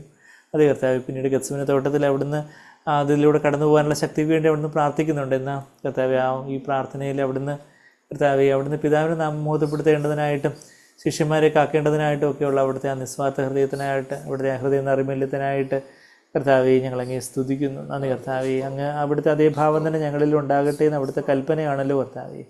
പരിശുദ്ധാത്മാവ് തന്നെ യേശുവിലെ അതേ ഭാവം ഞങ്ങളിൽ ഉരുവാക്കണമെന്ന് പ്രാർത്ഥിക്കുക. ഞങ്ങളെ യേശുവിനെ പോലെ ആക്കി തീർക്കണമേ കർത്താവെ. യേശുവിനെ പോലെ ചിന്തിക്കുവാൻ ഞങ്ങളെ സഹായിക്കണമേ. ഓരോ സാഹചര്യങ്ങളിലൊക്കെ യേശുവിനെ പോലെ ചിന്തിക്കുവാൻ, യേശുവിനെ പോലെ നോക്കിക്കാണുവാൻ, യേശുവിനെ പോലെ സംസാരിക്കുവാൻ, യേശുവിൻ്റെ വായായി തീരുവാൻ, യേശുവിൻ്റെ കൈകളായി തീരുവാൻ ഞങ്ങളെ സഹായിക്കണം. യേശുവിനെ പോലെ പ്രവർത്തിക്കുവാൻ, യേശുവിൻ്റെ കാലുകളായി തീരുവാൻ, യേശുവിനെ പോലെ ചെന്നെത്തേണ്ടതെടുത്ത് എത്തിച്ചേരുവാനൊക്കെ കർത്താവെ ഞങ്ങളെ സഹായിക്കണമേ എന്ന് പ്രാർത്ഥിക്കും. സഹായിക്കണമേ, ഞങ്ങളെ തന്നെയും സമ്പൂർണ്ണമായിട്ടും തരുന്ന കർത്താവെ. ഞങ്ങളുടേതെല്ലാം അവിടുത്തേതാണ് കർത്താവെ. അവിടുത്തേതെല്ലാം ആയിരിക്കുന്നവർക്ക് ഞങ്ങളങ്ങനെ സ്തുതിക്കുന്നു, ഞങ്ങളങ്ങനെ വാഴ്ത്തുന്നു. നന്ദി യേശുവേ, നന്ദി. Hallelujah. Praise you father, praise you. സ്തുതിക്കുന്നു. ഹല്ലേലൂയ. Thank you Lord. നന്ദി കർത്താവേ, നന്ദി. ഹല്ലേലൂയ. Praise you Lord. സ്തുതിക്കുന്നു. നന്ദി യേശുവേ, നന്ദി.